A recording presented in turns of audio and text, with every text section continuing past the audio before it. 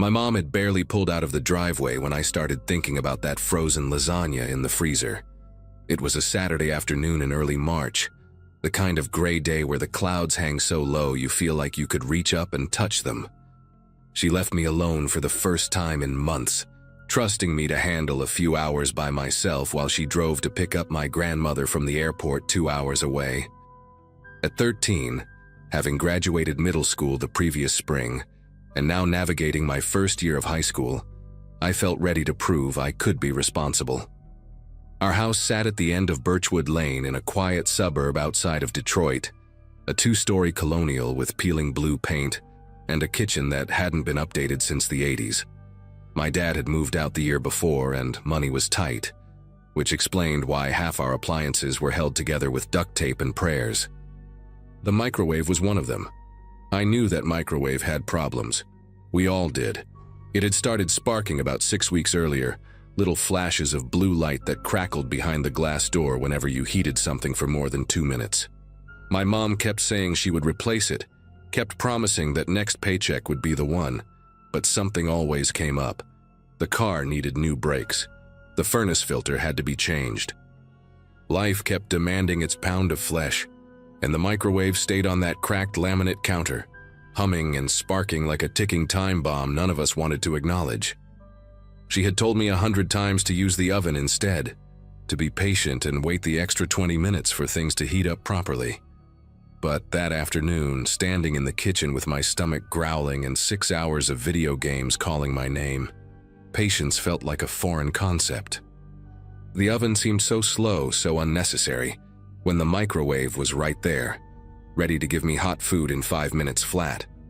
I pulled the lasagna from the freezer, a family-sized tray wrapped in plastic with instructions printed in tiny blue letters on the cardboard sleeve. The oven directions said to preheat to 375 degrees, remove the plastic film, and bake for 45 minutes. 45 minutes. That was almost an hour of my life wasted waiting for food when I could be upstairs in my room, controller in hand, grinding through the new campaign my friend Brett had been raving about all week. The microwave instructions were simpler, more appealing. Puncture the film, heat on high for 8 minutes, let stand for 2. I stood there in the kitchen, holding that frozen tray, having a silent argument with myself that lasted maybe 30 seconds.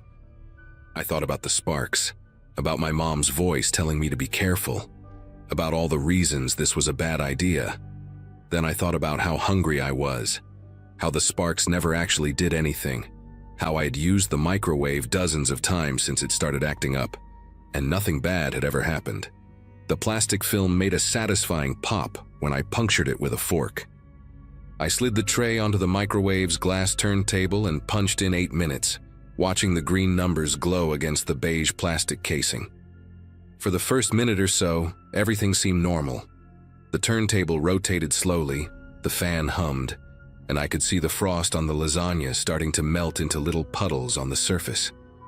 I leaned against the counter and pulled out my phone, scrolling through messages from Brett about strategy tips for the game. I was reading something about a secret weapon location when I heard the first crackle. It was louder than usual, a sharp snap that made me look up from my screen. Through the microwave door, I saw a flash of blue light near the back corner, right where the magnetron sat behind the inner wall. I should have stopped it right then. I should have hit cancel and accepted that the universe was telling me something. Instead, I just watched, telling myself it would be fine. It was always fine. The second crackle came with a sound I had never heard before. A wet, sizzling pop like bacon hitting a hot pan. A ribbon of orange flame curled up from somewhere behind the turntable, licking at the plastic film covering my lasagna. For a moment I just stared at it, my brain refusing to process what my eyes were seeing. Fire. There was actual fire inside the microwave. The flame grew brighter, feeding on the melting plastic, and suddenly thick black smoke began pouring out from the gaps around the door. The smell hit me next, acrid and chemical, burning the inside of my nose and making my eyes water instantly. I lunged forward and jabbed the cancel button, but the damage was already done. When I yanked open the door, A wave of heat slammed into my face and I stumbled backward as flames jumped from the ruined lasagna tray onto the paper towel roll my mom kept next to the microwave. Within seconds, that entire roll was a torch, flames racing up toward the wooden cabinets above the counter. Panic is a strange thing. It shuts down the logical part of your brain and leaves you operating on pure instinct, which sounds useful until you realize your instincts are terrible. My first thought was not to call 911. My first thought was not to run outside and get help from the neighbors. My first thought, the one that consumed every fiber of my being in that moment, was that my mom was going to kill me. She trusted me. She left me alone for the first time in forever, and within an hour I had set the kitchen on fire using the one appliance she specifically told me not to use. I could not let her find out. I could not let anyone find out.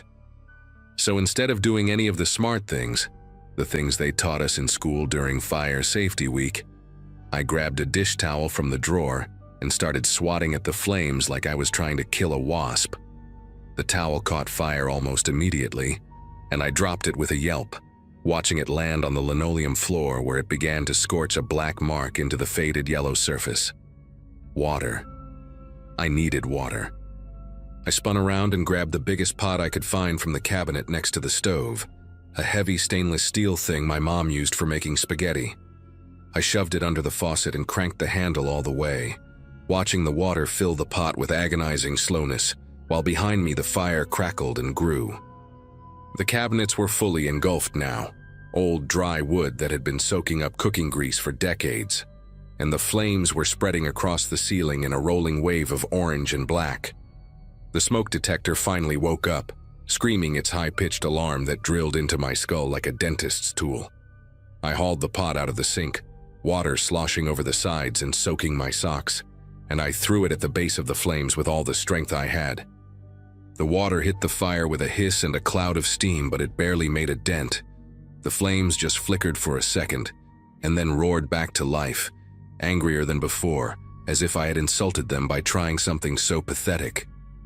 I filled the pot again, and again and again. Each time I threw water at the fire, and each time it seemed to do absolutely nothing. The kitchen was filling with smoke now, thick gray clouds that hung at eye level and made it impossible to breathe without coughing. My lungs burned, my eyes streamed with tears. I could barely see the sink anymore, just fumbled for the faucet by memory while the world around me dissolved into chaos.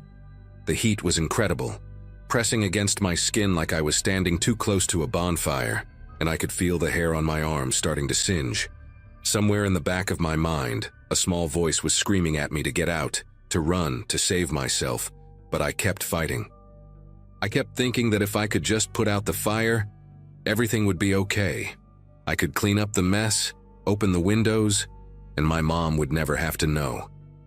That delusion kept me rooted in place while the fire consumed my kitchen inch by inch. The window above the sink shattered from the heat, and that was the moment everything changed. Cold March air rushed in, and instead of helping, it fed the flames like oxygen to a dying ember. The fire exploded outward, climbing the walls with renewed fury, and I finally understood that I was going to die in this kitchen if I did not move right now. I dropped the pot and ran for the back door, slamming my hip against the kitchen table hard enough to leave a bruise that would last for weeks. My fingers fumbled with the deadbolt, slick with sweat and shaking so badly I could barely grip the metal. Behind me I heard something crash, the cabinets collapsing maybe, or the ceiling starting to give way. I did not look back. I just wrenched open the door and threw myself into the backyard, stumbling down the wooden steps and collapsing onto the frozen grass.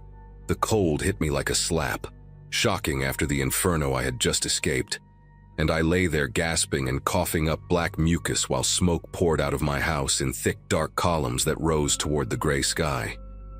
I do not know how long I lay there before I heard the screaming. It might have been seconds, might have been a minute, but suddenly there was a voice cutting through the roar of the fire and the ringing in my ears. It was Mr. Callahan from next door, a retired firefighter who spent most of his days tending to his vegetable garden and yelling at kids who cut across his lawn. He came running around the side of the house, his face pale and his eyes wide, wearing a flannel bathrobe and slippers like he had just been watching television when the world caught fire. He grabbed me by the shoulders and hauled me to my feet, shouting questions I could barely process. Was anyone else inside? Was I hurt? What happened? I tried to answer, tried to form words, but all that came out was a rasping cough and a sob that tore itself from somewhere deep in my chest. He half carried me across the yard, away from the house, and deposited me on the sidewalk before sprinting back toward his own home, shouting something about calling 911 and checking on the Delgados on the other side. The fire trucks arrived 7 minutes later, though it felt like hours. By then, the entire first floor of our house was engulfed, flames shooting out of the kitchen windows and licking up toward the second story where my bedroom was. I sat on the curb wrapped in a scratchy wool blanket that someone had draped over my shoulders, watching firefighters in heavy gear drag hoses across our front lawn and spray thousands of gallons of water at a house that used to be my home. The Delgados stood in their driveway, a young couple with a baby who had moved in just 6 months earlier, watching with horror as embers drifted toward their roof and firefighters scrambled to wet down their siding to keep the fire from spreading.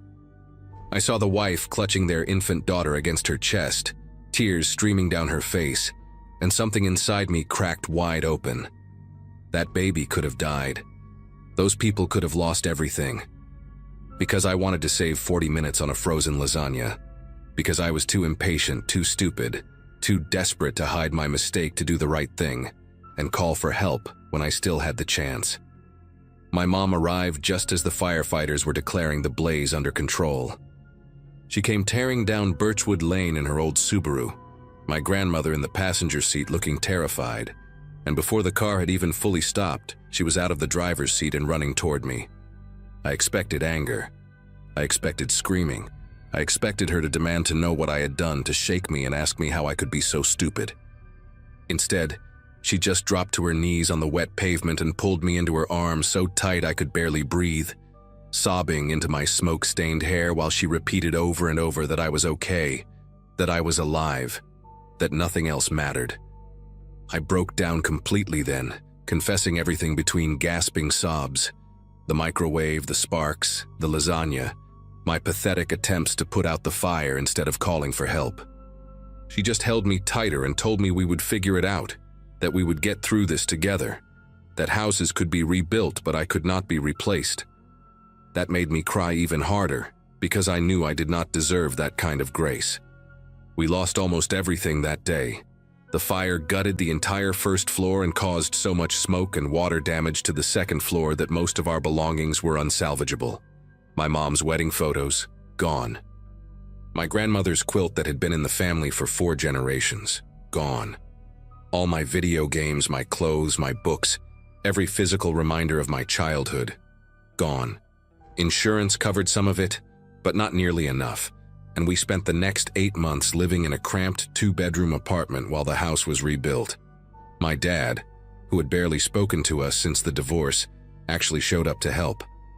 He took time off work to sort through the wreckage with my mom, salvaging what little could be saved, and for a while it almost felt like we were a family again.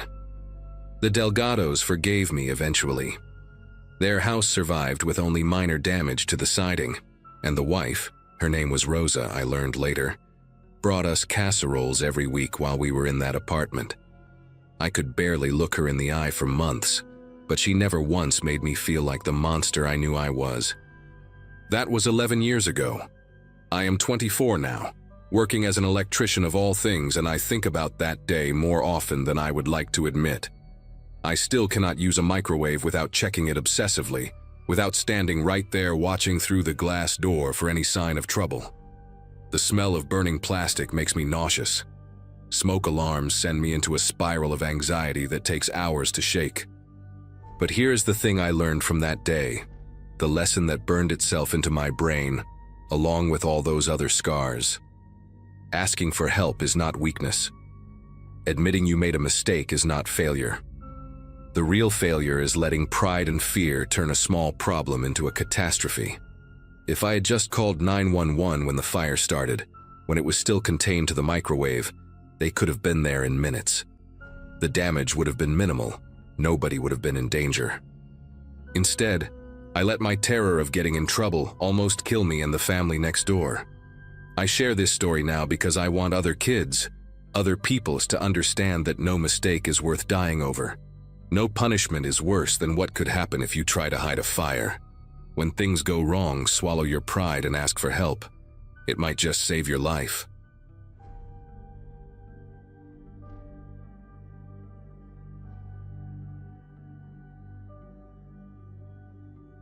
Anyone who has taken a Greyhound at 2 in the morning knows the particular kind of loneliness that settles into your bones when the highway stretches out like a black ribbon under fluorescent rest stop lights. November 2012 found me making that exact trip from Philadelphia to somewhere in upstate New York, chasing a job interview that promised a fresh start after my engagement fell apart 3 months before what should have been my wedding day. My graduating class from college had already moved on to mortgages and babies, and there I was, 26 according to my driver's license but feeling ancient, dragging a single suitcase and a heart full of desperate optimism onto a half-empty bus that smelled like diesel and someone's leftover fast food. The driver barely glanced at my ticket before waving me toward the back, where the overhead lights flickered with that sickly yellow glow that makes everyone look like they are recovering from something terrible. I picked a window seat about halfway down, pressed my forehead against the cold glass, and watched the Philadelphia skyline shrink into a smear of lights behind us. She got on at the Harrisburg stop, right around 3:30 in the morning when my eyelids had started to grow heavy, and the handful of other passengers had already surrendered to uncomfortable sleep. I noticed her immediately because she moved with this deliberate slowness, like someone who had all the time in the world and wanted you to know it. She was maybe 60, with silver hair pulled back in a tight bun, and these pale blue eyes that seemed almost colorless under the dim bus lights. She wore a hand-knitted cardigan the color of dried roses and carried a large woven basket covered with a checkered cloth, the kind you see in old paintings of country picnics. When she stopped at my row and smiled down at me, I automatically pulled my bag from the empty seat beside me, the way you do when you are raised to be polite, even when every part of you just wants to be left alone. She settled in next to me with a soft sigh, arranging her basket on her lap with careful, almost ceremonial movements, and turned to face me with a warmth that felt rehearsed somehow, like she had practiced that exact smile in a mirror until it looked natural enough. Her name was Dorothy, she told me within the first 5 minutes, and she was heading to visit her grandson in Syracuse for his birthday. She asked me questions with this gentle persistence that made it hard to give short answers. Where was I going? What did I do for work? Did I have family waiting for me at the other end? I found myself telling her about the job interview, about the marketing position at a small firm that had seemed like a lifeline when the email arrived in my inbox 2 weeks ago. She listened with her head tilted slightly to one side, making these small humming sounds of acknowledgement that grandmothers make when they want you to know they are paying attention. There was something almost hypnotic about talking to her in that dark bus, with the engine rumbling beneath us and the occasional flash of headlights from passing trucks illuminating her pale features. She patted my hand at one point and told me I seemed like a lovely young woman, that good things were surely coming my way, and I remember feeling this strange mixture of comfort and unease, like when a stranger stands just a little too close to you in an elevator. About an hour into our conversation, Dorothy lifted the checkered cloth from her basket and revealed rows of small pastries wrapped in wax paper, each one golden brown and glistening with what looked like honey glaze. She told me she had baked them for her grandson but had made far too many, that her eyes were always bigger than her kitchen could handle, and she laughed at her own joke with this tinkling sound that seemed too delicate for her age. She pressed one of the pastries into my hand before I could refuse, insisting that I looked hungry, that a young woman traveling alone at this hour needed something sweet to keep her spirits up. The pastry was still slightly warm somehow, which should have struck me as strange given that she had boarded the bus over an hour ago, but my stomach growled at the sight of it, and my brain was foggy from exhaustion. I took a bite to be polite, and the taste flooded my mouth, honey and almonds and something else underneath, something floral and bitter that I could not quite identify. Dorothy watched me chew with an intensity that lasted just a second too long, before her face relaxed back into that practiced grandmotherly warmth, and she told me to finish it all, that I needed my strength for my big interview. The first wave hit me about 20 minutes later, this soft heaviness that started behind my eyes and slowly poured down through my skull like warm syrup. I thought it was just exhaustion finally catching up to me, the accumulated weight of sleepless nights spent crying over wedding deposits I would never get back, and apartments I could no longer afford on my own. My limbs began to feel distant, like they belonged to someone else and I was just borrowing them for the night. The window glass against my temple seemed to pulse with the vibration of the bus, and the passing lights on the highway started leaving long trails across my vision, streaking like comets in slow motion. I tried to sit up straighter, to shake off whatever was pulling me under, but my body refused to cooperate with the simple command. Dorothy's voice reached me through what felt like layers of cotton, asking if I was feeling all right, if perhaps I should rest my eyes for a little while. Her hand found my shoulder and guided me gently down until my head was resting against the seat back, and the last thing I saw clearly was her face hovering above me, that smile still fixed in place but her eyes now sharp and attentive, watching me the way a cat watches a bird with a broken wing. I do not know how long I drifted in that strange half-sleep, that place where you are aware of the world around you but cannot quite reach it. Sounds came to me distorted and fragmented, the rumble of the engine, the occasional cough from somewhere behind us, and beneath it all, a low murmuring that I slowly realized was Dorothy's voice. She was no longer speaking to me. I forced my eyes open just a crack, just enough to see through my lashes without alerting her that I was conscious, and I saw her leaning forward toward the aisle, her lips moving close to someone's ear. The driver. He had left his seat at some point. The bus must have stopped, though I had no memory of it, and he was crouched in the aisle beside Dorothy, his head bent toward hers like they were sharing secrets at a church social. I caught fragments of words, pieces of a conversation that made no sense to my drugged mind. The one, perfect age, service road past exit 47. The driver nodded once, twice, and then his eyes flicked toward me, just for a second, and in that moment I saw something that burned through the fog in my brain. He was not checking if I was comfortable, he was checking if I was unconscious enough. Panic is a strange thing when your body will not let you express it. My heart hammered against my ribs. I could feel it pounding like a fist trying to break through a locked door, but outwardly I remained still, limp, my breathing slow and shallow. The driver returned to his seat, and the bus lurched forward again, but something had changed. The smooth rhythm of the highway was gone, replaced by rougher roads, the occasional bump that made my head loll against the seat in a way that would have been painful if I could feel pain properly anymore. Through the window I could see that the lights had disappeared. No more passing trucks or distant farmhouses, just darkness pressing against the glass like a living thing. Dorothy hummed softly beside me, this tuneless melody that might have been a lullaby in another context, but here, in this moment, sounded like something you would hear in a nightmare you cannot wake from. I tried to move my fingers, just a twitch, just something to prove to myself that I still existed inside this useless body, and after what felt like an eternity I managed to curl my pinky finger against my palm. It was not much, but it was enough to tell me the drug was not as strong as they thought, or maybe I had not eaten enough of that pastry, or maybe pure terror was burning through the chemicals faster than they expected. The bus slowed and turned again, gravel crunching beneath the tires now, and I risked opening my eyes just a fraction wider. We were on some kind of service road, the pavement cracked and neglected, weeds pushing through the asphalt on either side. Up ahead, I could see a structure taking shape in the darkness, a building, low and sprawling, that might have been a warehouse or an old processing plant, the kind of place that dots the rural stretches between major cities like forgotten teeth in a rotting mouth. There were no lights in the windows, but I could make out vehicles parked near the entrance, 3 or 4 of them, and figures moving in the shadows near a loading dock.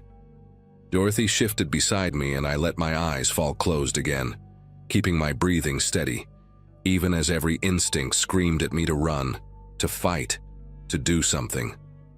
She leaned close to my ear and whispered that we were almost there, that everything was going to be fine, that I was going to meet some very nice people who had been waiting for someone just like me. Her breath smelled like peppermint and something sour underneath, and I realized with horrible clarity that she had done this before, probably dozens of times, riding buses through the night and selecting women who traveled alone, women who no one would miss until it was far too late. The bus groaned to a stop and the engine cut off, leaving behind a silence so complete I could hear my own heartbeat echoing in my ears. Dorothy stood up, smoothing her cardigan with those careful hands, and called out something to the driver about helping her with the package. That word, package, hit me like ice water, cutting through the remaining fog with brutal efficiency. I was not a passenger to her, not a person, just cargo to be delivered and forgotten. Through my barely open eyes, I watched her step into the aisle and move toward the front of the bus, her woven basket left behind on the seat like a prop that had served its purpose. The driver was already outside. I could hear his footsteps on the gravel, and then voices. Male voices, at least two of them, speaking in low tones that I could not make out. This was my only chance. I knew it with a certainty that came from somewhere primal, somewhere beneath thought or reason. If I let them take me off this bus, if I let them get me inside that building, I would never see daylight again. My mother would spend years wondering what happened to her daughter, filing missing person reports that would go nowhere, holding on to hope that would slowly curdle into grief. I could not let that happen. I refused to let that happen. My body moved before my mind fully committed to the plan, some desperate survival instinct overriding the chemicals still sluggish in my blood. I forced myself upright, fighting through the vertigo that threatened to pull me back down, and my hand found my purse still wedged between the seat and the wall where I had left it hours ago. The window. I turned to face it, my fingers clumsy and uncooperative as I searched for the emergency latch that I knew had to be there somewhere. Greyhound buses have them. I remembered reading that somewhere. Little red handles that release the windows in case of accidents. The voices outside were getting louder. Someone laughed, and I heard Dorothy say something about the girl being small, easy to move. My fingers found the latch and I pulled with everything I had left, which was not much, but it was enough. The window popped outward with a sound that seemed deafening in the silence, and I did not think, did not hesitate, just pushed myself through the opening head first, tumbling out into the cold November air and hitting the ground hard enough to knock the breath from my lungs. Pain exploded through my shoulder and hip, but I was already scrambling, already crawling toward the darkness at the edge of the property where the weeds grew tall and the trees began. Someone shouted behind me, a man's voice sharp with surprise and anger, and I heard footsteps pounding on gravel, multiple sets of them converging on where I had landed. But I was already in the tall grass, my hands and knees tearing through dried stalks and thorny underbrush, moving on pure adrenaline, and the desperate knowledge that stopping meant death, or something worse than death. The drug still pulled at me, made every movement feel like I was swimming through syrup. But fear is its own kind of medicine, and mine was potent enough to keep me going. I reached the tree line and forced myself to my feet, using a trunk for support, and then I ran. I ran blindly through branches that whipped my face and roots that tried to catch my ankles.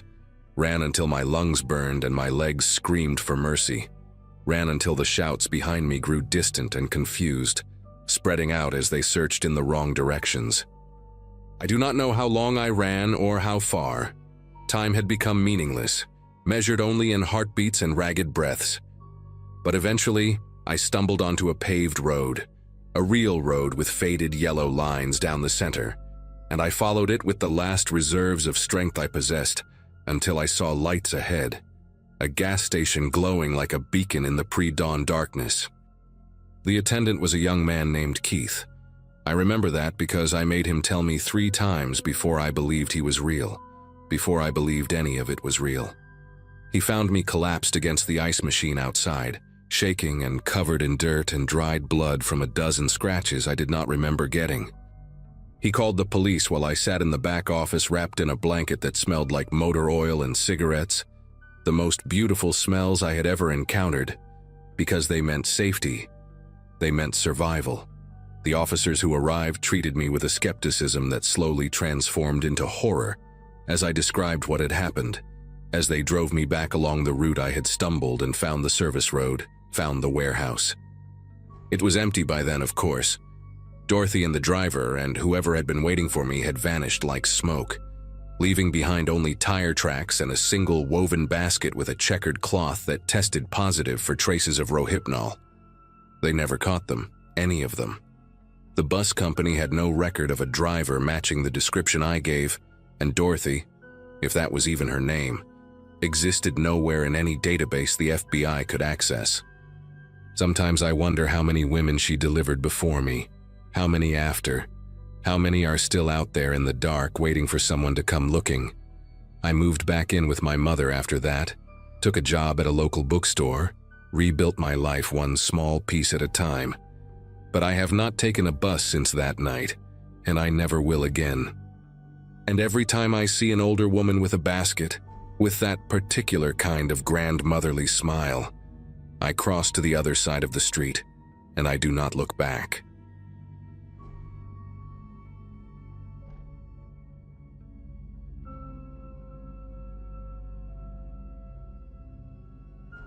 Driving for a rideshare app was supposed to be temporary, just something to help pay off student loans, while my actual career figured itself out. By the fall of 2017, my college graduation was already 2 years behind me, and the marketing degree I had worked so hard for sat collecting dust while I spent my nights picking up drunk college kids and businessmen who needed airport runs at ungodly hours. That particular Friday night started like any other. I had logged on around 9, hoping to catch the bar crowd and maybe squeeze in a few decent fares before calling it quits around 2 in the morning. The first few hours were uneventful, mostly short trips downtown, a couple heading to a concert venue, the usual. Around midnight, I pulled into a gas station parking lot off Route 34 to grab a coffee and check my phone. The app had been slow for about 20 minutes, and I was debating whether to just head home early. That is when the ping came through, and I remember staring at it longer than I should have. The pickup location was about 15 miles outside of town, way out on Miller Road where the streetlights stopped and the farmland started. The passenger had a 4.2 rating, which was not great but not terrible either. The destination field just said gas station, which was vague enough to make me hesitate. Everything in my gut told me to decline the ride. 15 miles out meant 15 miles back with no guarantee of another fare, and that stretch of road was nothing but cornfields and the occasional farmhouse with lights that always seemed to be off. But here is the thing about driving rideshare. Your acceptance rate matters. Too many declined rides and the algorithm starts punishing you, sending you fewer requests, pushing you down some invisible list. I had already skipped 2 rides earlier that night because of bad vibes, and I could not afford another hit.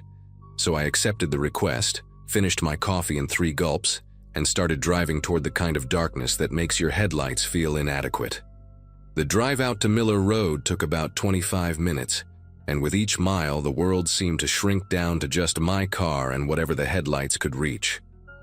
No other vehicles, no houses with porch lights on, just flat stretches of farmland broken up by the occasional cluster of trees that looked like black smudges against the slightly less black sky.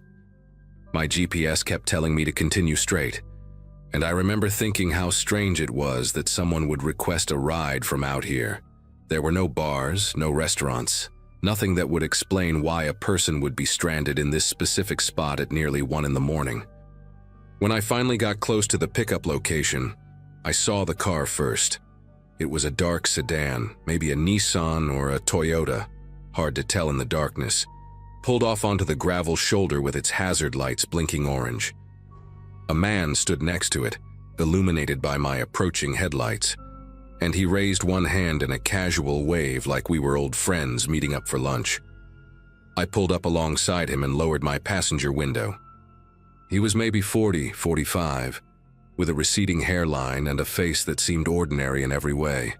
The kind of face you would forget 5 minutes after seeing it. He wore a dark jacket over a flannel shirt, jeans, work boots, nothing remarkable. He leaned down to look into my car, and when he smiled, it seemed rehearsed, like he had practiced it in a mirror until it looked natural enough. He said his name was Dennis and pointed at his car, explaining that he had hit something in the road about an hour ago and the tire went flat. No spare in the trunk, phone almost dead, so he had requested a ride to the nearest gas station to get help. It all sounded reasonable. Flat tires happen all the time. People get stranded on empty roads every single night. But something about the way he kept glancing back at his car, quick little looks like he was checking to make sure it was still there, made me wish I had trusted my earlier instinct and declined this ride when I had the chance. He climbed into the back seat and immediately I noticed the smell. It was faint at first, something metallic underneath the stronger scent of sweat and what might have been gasoline. I figured he had been messing around with his car trying to fix the tire himself, maybe cut his hand on something, got some fuel on his clothes while checking under the hood. People smell like all kinds of things, and I had learned not to judge.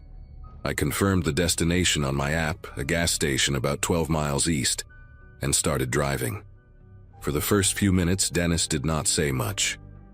He sat behind me, not directly behind the driver's seat, but off to the right where I could see him in the rearview mirror if I adjusted it slightly. He was looking out the window at the darkness passing by, his fingers tapping an irregular rhythm on his knee. When I tried to make small talk, asking if he lived around here, he gave me a vague answer about visiting a friend who had a farm nearby. I asked which farm, and he just said I probably would not know it. About 5 minutes into the drive, Dennis leaned forward slightly and asked if we could change the destination. He said his buddy actually lived closer to Ridgewood, which was a small town about 30 miles in the opposite direction from where we were heading. He said his buddy could come pick him up from there, that it would be easier than dealing with the gas station and a tow truck at this hour. I told him that was a pretty significant change, that it would add a lot to the fare, but he waved his hand like money was not a concern. Something about the way he said it made me uneasy, this casual dismissal of cost from a guy whose car did not even have a spare tire in the trunk. But I was already out here in the middle of nowhere, and a longer fare meant more money, so I updated the destination and took the next left onto County Road 9. That road was even darker than Miller Road, if that was possible, with trees pressing in close on both sides like walls. Dennis settled back into his seat, and I caught him checking his phone, the screen lighting up his face in brief flashes. He was not texting anyone. He was looking at a map. I tried to focus on the road, but my mind kept circling back to small details that did not add up. If his phone was almost dead like he had claimed, why was he using it to look at maps instead of conserving battery? Why change the destination so drastically after I had already started driving? And that smell, that faint copper undertone that I kept catching whenever he shifted in his seat, it was not going away. I adjusted my rearview mirror a few degrees, trying to get a better look at him without being obvious. That is when I noticed his hands. In the glow from a passing farm light, just a quick flash of illumination through the window, I saw that his knuckles were dark with something. It could have been grease, could have been dirt, could have been 100 things, but it did not look like grease. It looked wet. Dennis caught me looking in the mirror and our eyes met for just a second. He smiled that same rehearsed smile and asked if everything was okay. I told him I was just checking for deer, that they like to jump out on roads like this. He nodded slowly and said that was smart, that a deer could really mess up your night. We drove in silence for another 10 minutes, and the further we got from the main road, the more my chest tightened with a feeling I could not name. Then my phone buzzed with a news alert, and I glanced down at the screen without thinking. Local stations had been pushing notifications all night about a concert and traffic delays, so I expected something routine. Instead, the headline made my foot ease off the gas pedal involuntarily. It said police were responding to a domestic disturbance on Franklin Farm Road, which was maybe 3 miles from where I had picked up Dennis. The article preview mentioned that a woman had called 911, but the call had been disconnected, and when officers arrived, they found signs of a struggle. No suspects, no additional details, investigation ongoing. I looked back up at the road, my grip tightening on the steering wheel. Franklin Farm Road. Dennis had said he was visiting a friend on a farm nearby. He had been vague about which one, had changed the subject when I pressed. And now he wanted me to drive him 30 miles in the opposite direction, away from that area, away from whatever had happened in that farmhouse. My mind started racing through options, none of them good. I could not just stop the car and tell him to get out, not on a dark, empty road with no witnesses and no help for miles. I could not call 911 without him hearing me, and even if I could, what would I say? That my passenger had dirty hands and smelled funny? That he changed his destination? None of it was proof of anything. For all I knew, the news alert was a coincidence, and Dennis really was just some unlucky guy with a flat tire. But I did not believe that anymore. The rational part of my brain kept trying to come up with innocent explanations, but my body had already decided something was wrong. My heart was pounding so hard I could feel it in my throat, and I had to concentrate on keeping my breathing steady so he would not notice. I thought about my sister, about how she always told me this job was dangerous, how she worried every time I did late night shifts. I thought about how no one knew exactly where I was right now except for the app, and the app only showed our destination, not the isolated stretch of county road between here and there. Dennis spoke up suddenly, making me flinch. He asked if I could turn off the air conditioning because he was getting cold. I reached for the controls with a hand that I forced to stay steady, adjusting the temperature even though I had not even turned the AC on. It was October, and the heat was running low. He thanked me in that flat, polite voice and then asked another question, casual as anything. He wanted to know if I had been a rideshare driver for long. I told him about a year, keeping my answers short, trying not to let my voice crack. He said that was interesting, that he bet I met a lot of different people doing this job. I agreed that I did. Then he asked if I ever got scared, picking up strangers late at night in the middle of nowhere. The question hung in the air between us like smoke. I could see his face in the rearview mirror, half lit by the glow of the dashboard, and he was watching me with an expression I could not read. I told him no, that most people were just regular folks trying to get somewhere. He nodded slowly and said that was good, that fear could make people do stupid things. That is when I made my decision. About 2 miles ahead, I knew there was a 24-hour truck stop right off the highway exit, a place called Big Earl's that catered to long-haul drivers and always had at least a dozen rigs parked in its lot at any given hour. I had stopped there before for coffee on slow nights, and I remembered the bright fluorescent lights, the security cameras mounted on every corner, the constant flow of truckers coming and going. If I could get there, I would be surrounded by people and witnesses. I told Dennis I needed to stop for gas, that my tank was getting low and I did not want to risk running out on these back roads. I watched his reflection carefully as I said it, looking for any sign that he knew what I was really doing. His jaw tightened almost imperceptibly, just a tiny flicker of tension, but then he shrugged and said that was fine, that he was not in any particular hurry. The next 15 minutes felt like hours. Every time he moved in the back seat, every time he cleared his throat or shifted his weight, I expected something terrible to happen. I kept both hands on the wheel and my eyes fixed on the road ahead, counting down the miles in my head like a prayer. When the lights of Big Earl's finally appeared through the trees, I almost cried with relief. I pulled into the lot and parked right next to the entrance, under the brightest light I could find, surrounded by at least 8 or 9 parked trucks. I told Dennis I would just be a minute and got out of the car before he could respond, walking quickly toward the building without looking back. Inside, I went straight to the counter and asked the woman working there if I could use their phone, said mine had died. She gave me a strange look but handed over the store phone and I called 911. I told them everything. The pickup location near Franklin Farm Road, the news alert about the disturbance, the stains on his hands, the change in destination, all of it tumbling out in a rush. The dispatcher told me to stay inside and that officers were being sent to my location. I hung up and turned around to look through the window at my car. Dennis was gone. The back seat was empty, the door hanging open. I scanned the parking lot frantically, but there was no sign of him anywhere, like he had just dissolved into the darkness between the trucks.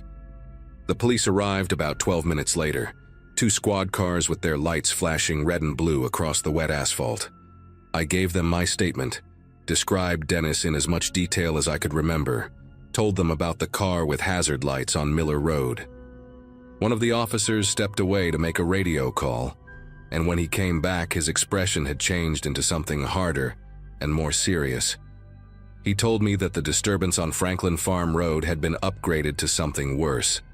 A woman named Constance Pruitt, 41 years old, had been found dead in her kitchen by responding officers. Her estranged husband, Dennis Pruitt, was wanted for questioning.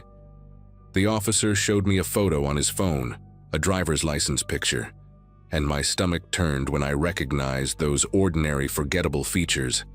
That face I had been looking at in my rearview mirror for the past hour. They found his car on Miller Road, just like I said, and in the trunk, wrapped in a plastic tarp, they found a hunting knife and a woman's purse with Constance Pruitt's ID inside. He had been using my car to escape, to put distance between himself and what he had done to his wife, and I had almost driven him all the way to freedom. They caught Dennis Pruitt 3 days later at a bus station in New Jersey, trying to buy a ticket to somewhere far away. He was convicted of second-degree murder the following spring and sentenced to 25 years. I followed the trial from a distance, reading articles online but never attending in person. I could not bring myself to sit in that courtroom and look at him again. I quit driving for the rideshare app that same week and never went back. Took a job at a warehouse that paid less but let me sleep at night. Sometimes I still think about that ride, about how close I came to being another part of his story instead of just a witness to it. I think about how I almost ignored my instincts because I was worried about my acceptance rate, about an algorithm punishing me for being cautious. And I think about Constance Pruitt, about how her last moments were spent in her own kitchen with a man she had once trusted enough to marry. I never met her, never even saw a photo beyond what appeared in the news coverage, but I carry her with me somehow. Every time I get into a car with a stranger now, whether I am the driver or the passenger, I remember that ordinary faces can hide extraordinary darkness, and that sometimes the only thing standing between you and something terrible is the decision to trust your gut when it tells you to run.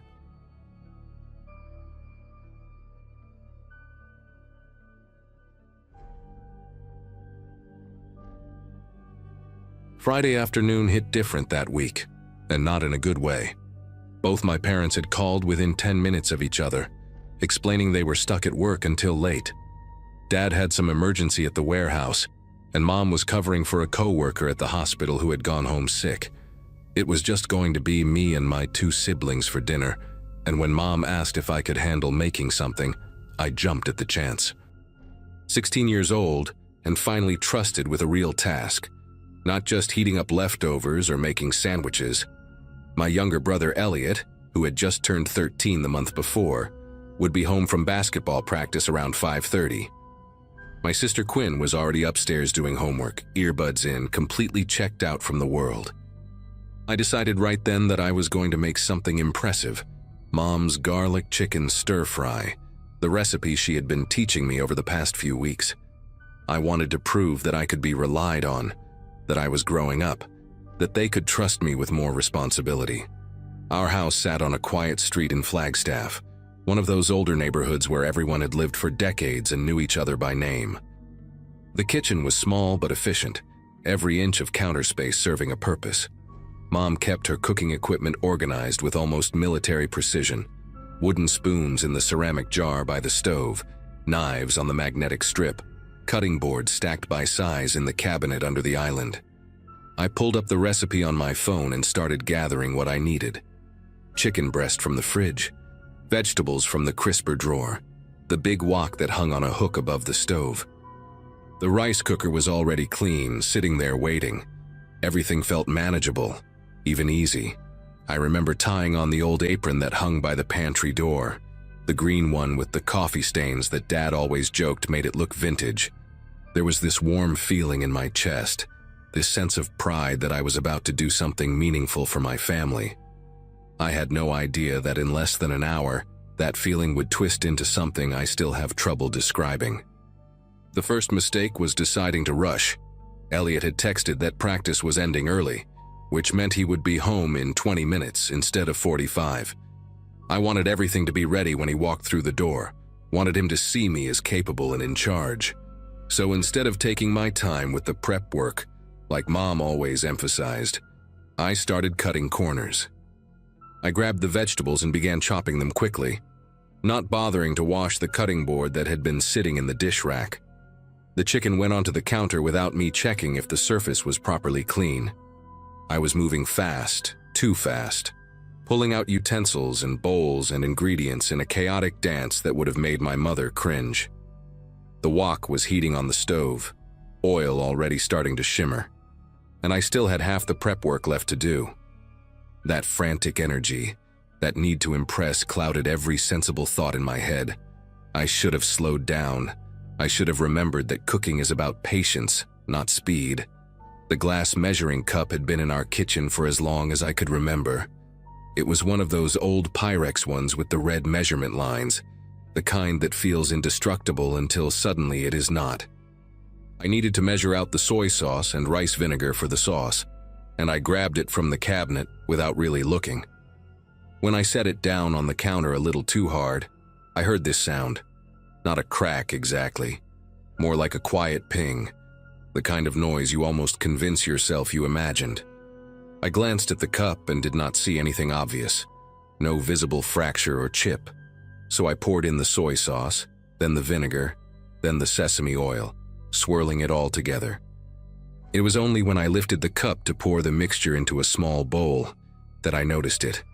A thin sliver of glass, maybe half an inch long, sitting at the bottom of the dark liquid. My heart stuttered. I fished it out with my fingers, cutting my thumb slightly in the process, and stared at this tiny transparent shard that had almost made it into the sauce. Almost. But then a horrible thought crept in. What if there were more pieces that I could not see?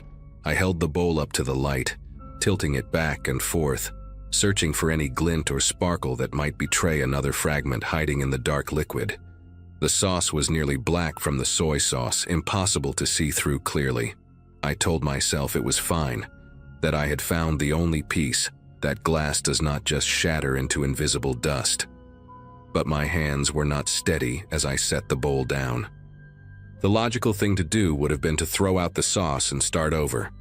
We had more soy sauce, more vinegar, more of everything I needed. It would have taken 5 extra minutes, maybe less. But Elliot was going to be home any second, and Quinn would come downstairs expecting food, and I had already wasted time. The sauce looked fine. It smelled fine. I had removed the piece I found.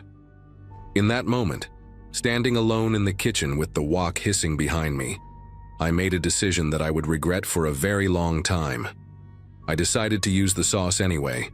The cooking itself went smoothly, almost mockingly so. The chicken sizzled perfectly when it hit the hot oil, turning golden brown in all the right places. The vegetables kept their crunch, their colors bright and appealing. When I poured the sauce over everything, it coated each piece beautifully, filling the kitchen with that familiar garlic and ginger smell that always made our house feel like home. I heard the front door open just as I was transferring everything to the big serving bowl, and Elliot's voice called out asking what smelled so good. Quinn came padding down the stairs a minute later, actually taking out her earbuds for once, drawn by the aroma. They both stood in the kitchen doorway looking impressed, and I felt this surge of pride that almost drowned out the gnawing anxiety in my gut. I served them each a plate, rice on one side, stir-fry piled high on the other. We sat down at the kitchen table together, and as I watched my brother and sister raise their forks, something cold and sharp settled in my chest. What had I done? Every single bite they took felt like a countdown to disaster. Elliot was shoveling food into his mouth the way 13-year-old boys do, barely chewing, talking between bites about some kid on his team who could not make a free throw to save his life. Quinn ate more slowly, scrolling through her phone with one hand, but she was still eating, still swallowing pieces of chicken and vegetables that might contain microscopic shards of glass. I pushed my own food around the plate, unable to bring myself to actually eat any of it. My appetite had vanished completely, replaced by this sick, twisting feeling that made my stomach clench every time I heard one of them chew. I kept waiting for something to happen, a sudden yelp of pain, a hand flying to a mouth, blood. The rational part of my brain kept insisting that everything was fine, that I was overreacting, that one tiny chip from a measuring cup could not possibly have contaminated an entire batch of sauce. But the other part, the part that would not shut up, kept reminding me that glass can slice through soft tissue like butter, that internal cuts can cause bleeding you cannot see until it is too late. Elliot asked me why I was not eating, and I had to come up with a lie on the spot. I told him I had been snacking while cooking and was not that hungry, which he accepted without question. Quinn did not even look up from her phone.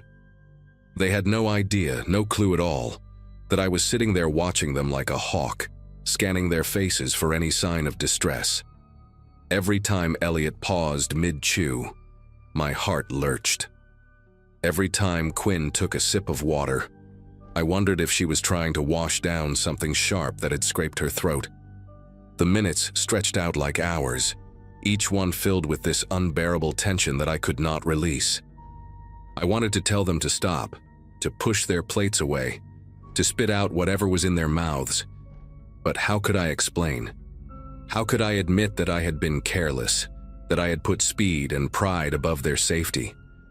The shame of it pressed down on me like a physical weight, making it hard to breathe.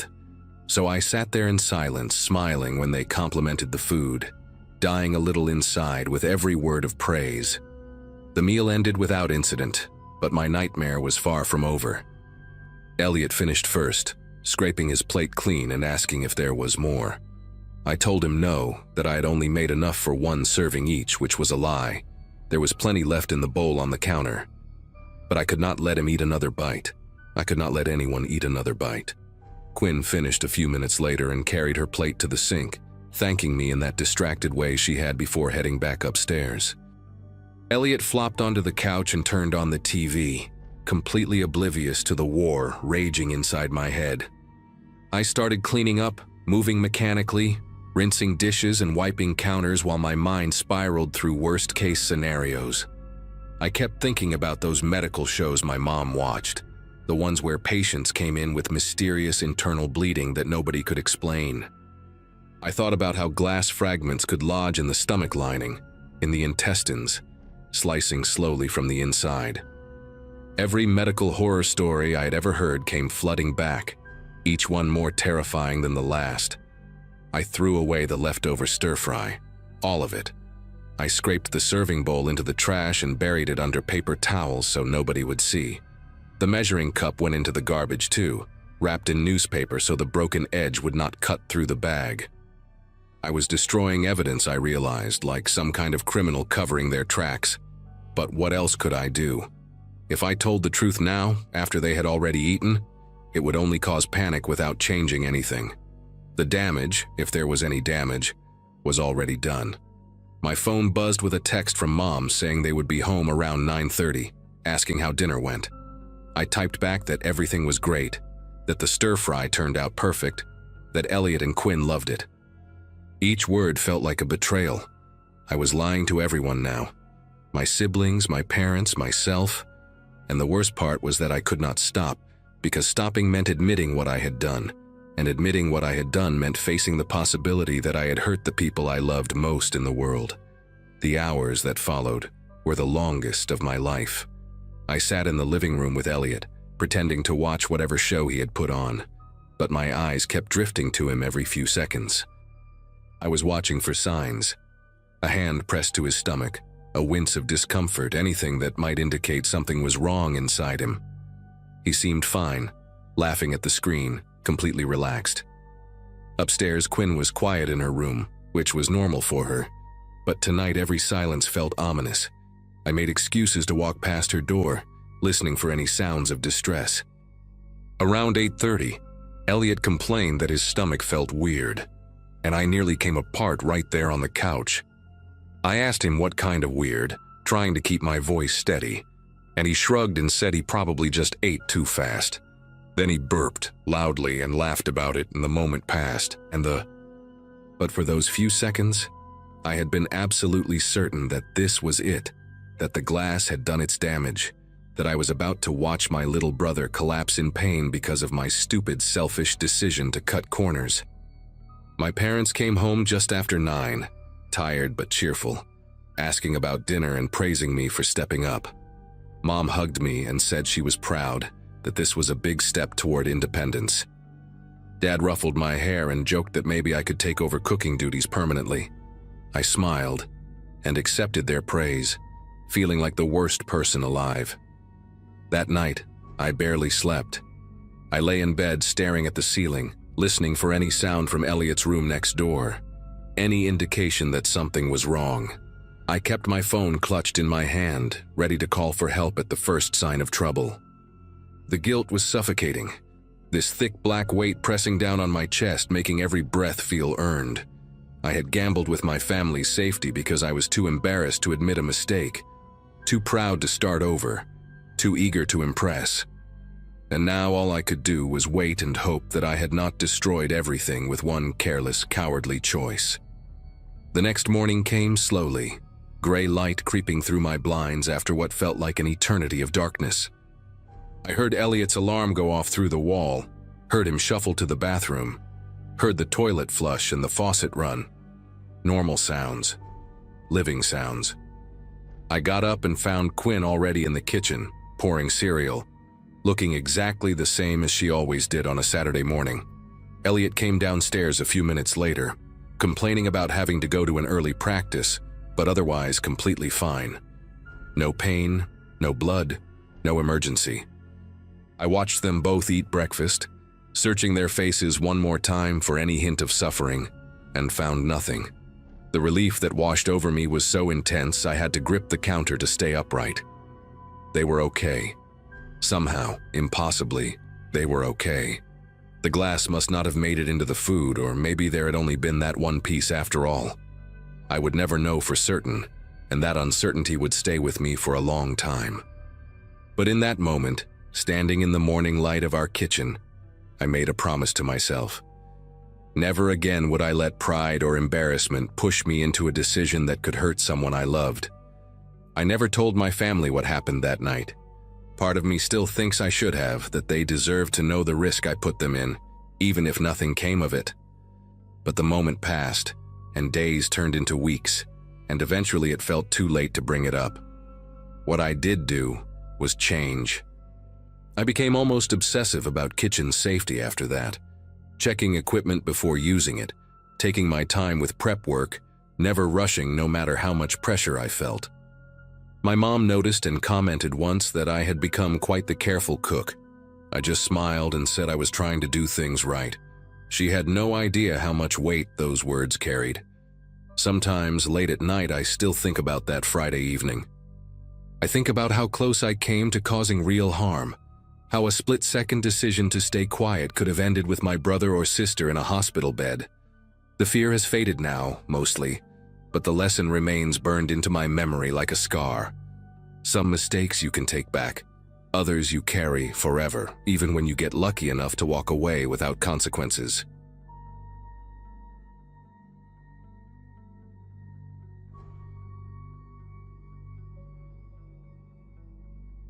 Finding affordable housing in Denver had become my personal nightmare long before I met the person who would turn my actual life into one. My graduating class from college in 2015 had scattered across the country chasing careers, but I stayed behind working retail management at a sporting goods store, watching rent prices climb every single year while my paycheck stayed flat. By the spring of 2023, my landlord announced he was selling the duplex where I had lived for 4 years, and suddenly I had 60 days to find somewhere new. Every apartment I toured wanted first month, last month, security deposit, and proof of income at 3 times the rent. My savings account had maybe $2,000 in it.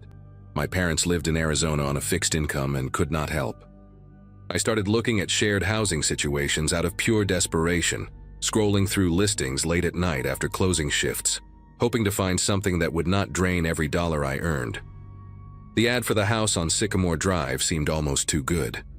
A 3-bedroom place where one tenant had just moved out, leaving a furnished room available for $600 a month, utilities included. The current resident was a guy named Darren Whitfield, who described himself as quiet, clean, and respectful of boundaries. I messaged him on a Saturday morning and he responded within minutes, inviting me to come see the place that afternoon. When I pulled up, the house looked decent enough from the outside. A small single-story with beige siding, a chain-link fence around a patchy yard. Nothing fancy, but nothing falling apart either. Darren answered the door wearing khaki pants and a plain blue polo shirt, his brown hair neatly combed, his handshake firm but not aggressive. He spoke softly, almost too softly, and I remember leaning in slightly to hear him as he showed me around the kitchen and living room. Everything was tidy. He asked about my job, nodded politely at my answers, and mentioned he worked remotely doing data entry for an insurance company. When I asked about a background check or lease agreement, he waved his hand and said the landlord was pretty relaxed about that stuff, just needed rent on the first of each month in cash or Venmo. I should have asked more questions. I should have demanded paperwork. But $600 a month with utilities and a move-in date of next week. I signed nothing, shook his hand, and told him I would bring my stuff over the following Friday. The first 2 weeks were fine, even pleasant.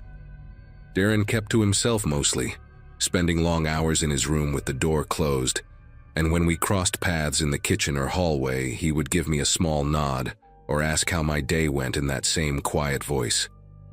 I started to think I had lucked out.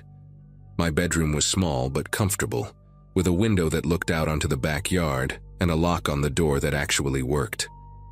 I bought a mini fridge so I would not have to share the main one, set up my laptop on the desk Darren had left in the room, and started to settle into a routine. Work, home, dinner, sleep, repeat. Sometimes I would hear Darren talking in his room late at night, and I assumed he was on the phone with family or maybe playing some kind of online game with voice chat. The walls were thin enough that I could hear the murmur of his voice but not the actual words. It did not bother me. I wore earplugs to sleep anyway because of traffic noise from the main road 2 blocks over. Everything seemed normal, and I remember texting my friend Corinne that I had finally caught a break on the housing situation. The first strange thing happened on a Wednesday night about 3 weeks after I moved in. I came home from a closing shift around 11, exhausted and looking forward to crashing immediately, and found the back door standing wide open. Not just unlocked, fully open. The screen door pushed out against its hinges, letting in the cool night air and a few moths that had gathered around the porch light. I walked through the house calling for Darren, but his bedroom door was closed and no sound came from inside. I shut and locked the back door, checked the windows, and stood in the kitchen for a long moment trying to figure out what had happened. When I knocked on Darren's door to ask if he had left it open, he answered after almost a full minute, his hair messy like he had been sleeping, blinking at me with this confused expression. He said he had been in his room since 7 and had not touched the back door. His voice was calm, almost too calm, like he was reciting something he had rehearsed. I told myself that maybe I had not locked it properly when I left that morning, that the wind could have pushed it open, that there had to be a reasonable explanation. I went to bed but kept my own door locked, and I did not sleep well that night, listening for sounds in the hallway that never came. After that night, I started paying closer attention to things around the house, and that is when I began noticing details that I had previously overlooked or dismissed. My toothbrush would be in a different spot on the bathroom counter than where I had left it. A jacket I always hung on the back of my desk chair ended up draped across my bed. One morning I found my wallet sitting on the kitchen table even though I distinctly remembered leaving it on my nightstand before falling asleep. Small things, the kind of stuff you can easily convince yourself you imagined or forgot about.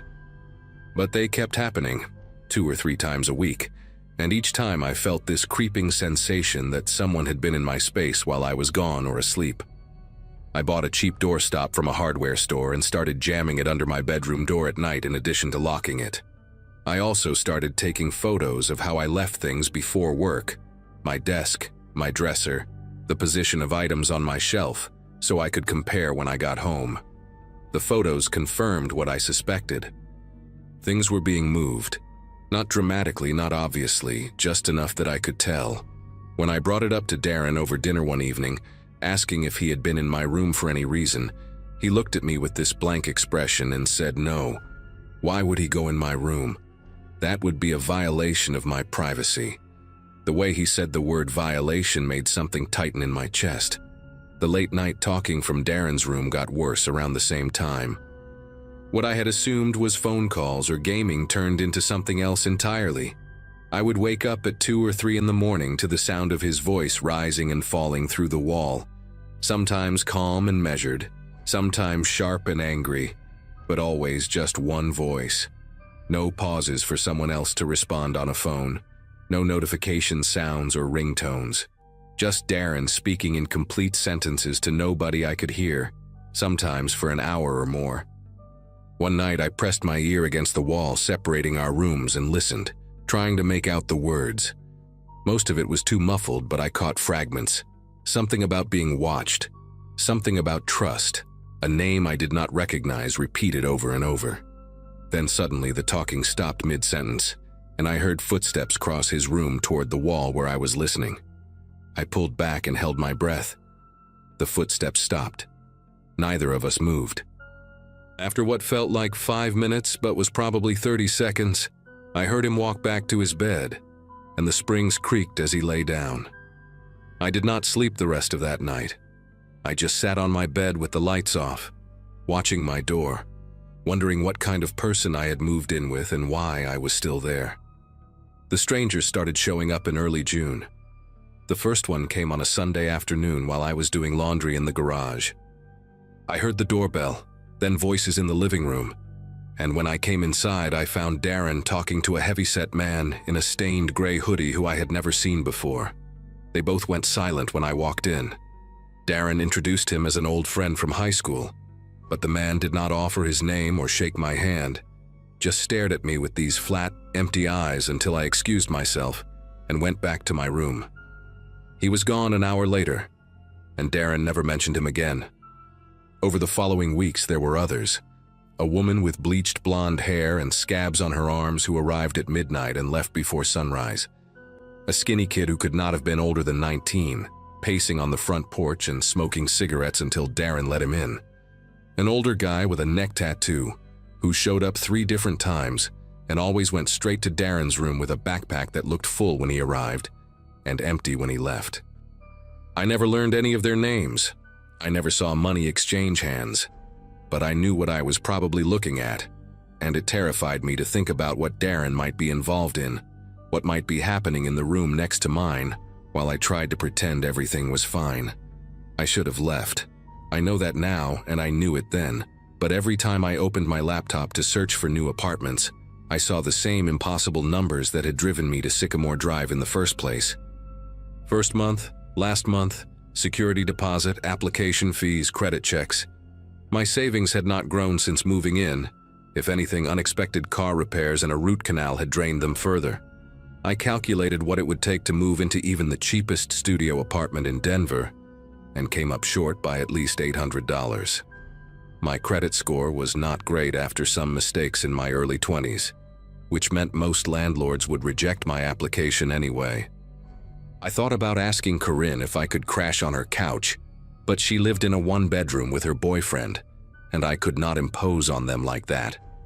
I thought about calling my parents, but the shame of admitting I had made such a stupid decision, moving in with a stranger without any paperwork or background check, kept me from picking up the phone.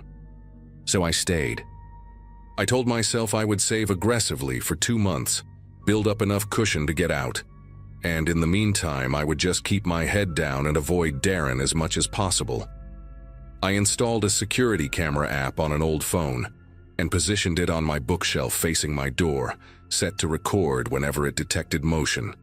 I bought a heavy-duty lock for my bedroom door and installed it myself one afternoon while Darren was out. I thought these precautions would be enough. I thought I could manage the situation until I had the money to escape. I was wrong about that too. The night everything changed started like any other Friday. I came home from work around 9, heated up leftover Chinese food, and went straight to my room to avoid any interaction with Darren. I could hear him moving around the kitchen, cabinets opening and closing, the faucet running, normal domestic sounds that should have been comforting but now made me tense. Around 11, I turned off my lights and got into bed, wedging the doorstop under the door, and checking that my phone was charged in case I needed to call for help. I fell asleep faster than usual, exhausted from a brutal week of inventory at the store. What woke me was not a sound but a sensation, a change in the air, a presence, something primitive in my brain screaming that I was not alone. I opened my eyes, and in the thin light bleeding through my curtains, I saw my bedroom door standing open. The doorstop was on the floor 3 feet away. The heavy-duty lock I had installed myself, the one that required a key from the outside, was hanging loose from the frame, the screws ripped out of the wood, and standing in my doorway perfectly still was Darren. He was just watching me. Not moving, not speaking, just standing there in boxer shorts and a white undershirt, his arms hanging limp at his sides, his face completely expressionless in the shadows. I do not know how long he had been there before I woke up. I do not know what he had been doing or planning to do. I sat up and said his name, trying to keep my voice steady, and he tilted his head slightly like a dog hearing a strange noise. Then he turned and walked back down the hallway to his room without a single word. I did not go back to sleep. I sat in my bed with every light on, my phone in my hand, my thumb hovering over the emergency call button, waiting for something else to happen.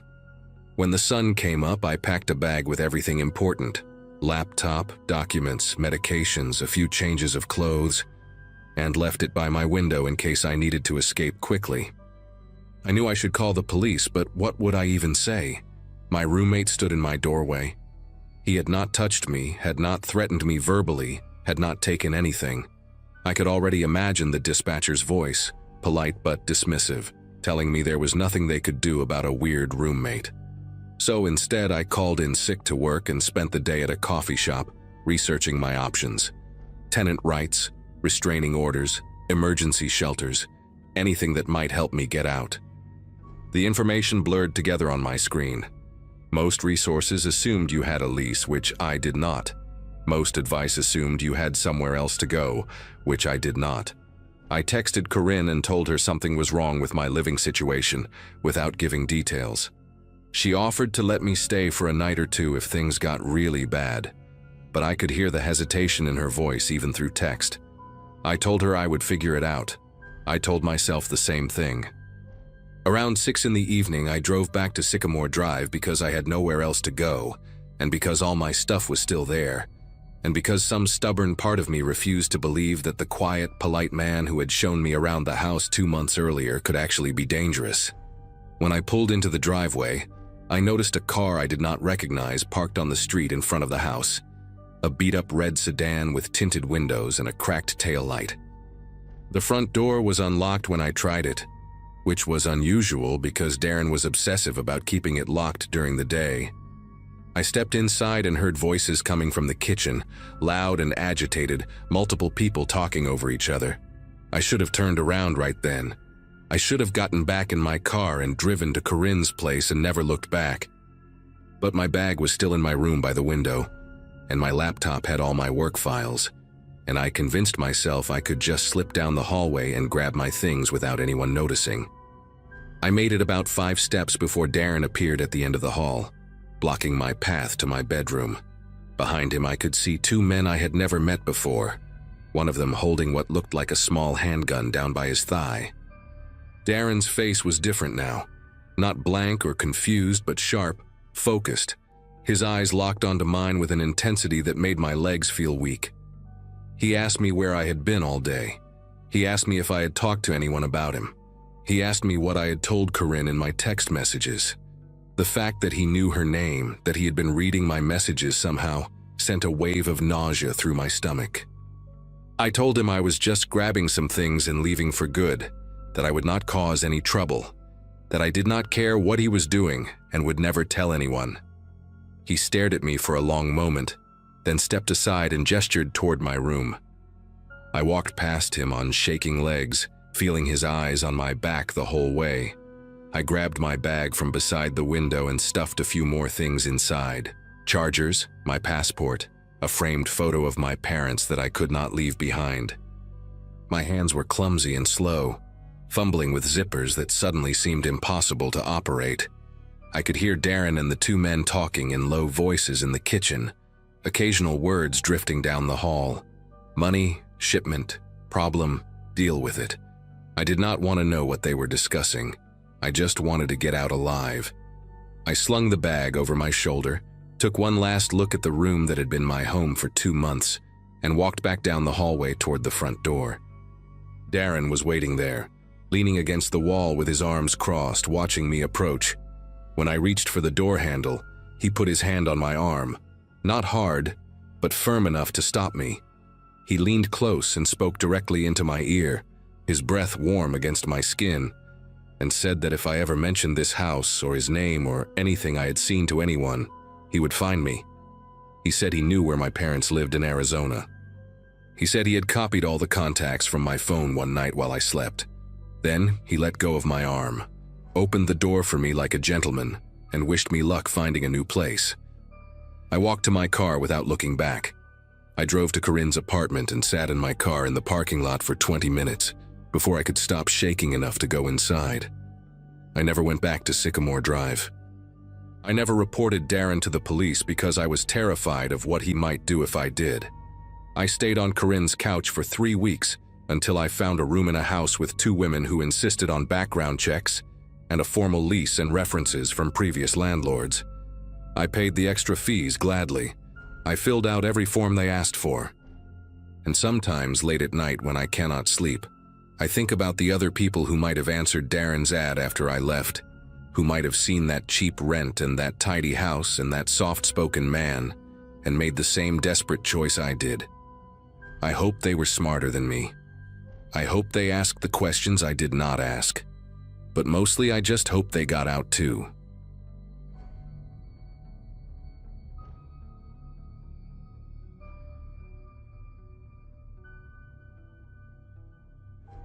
Co-workers used to joke that I walked faster than anyone they knew.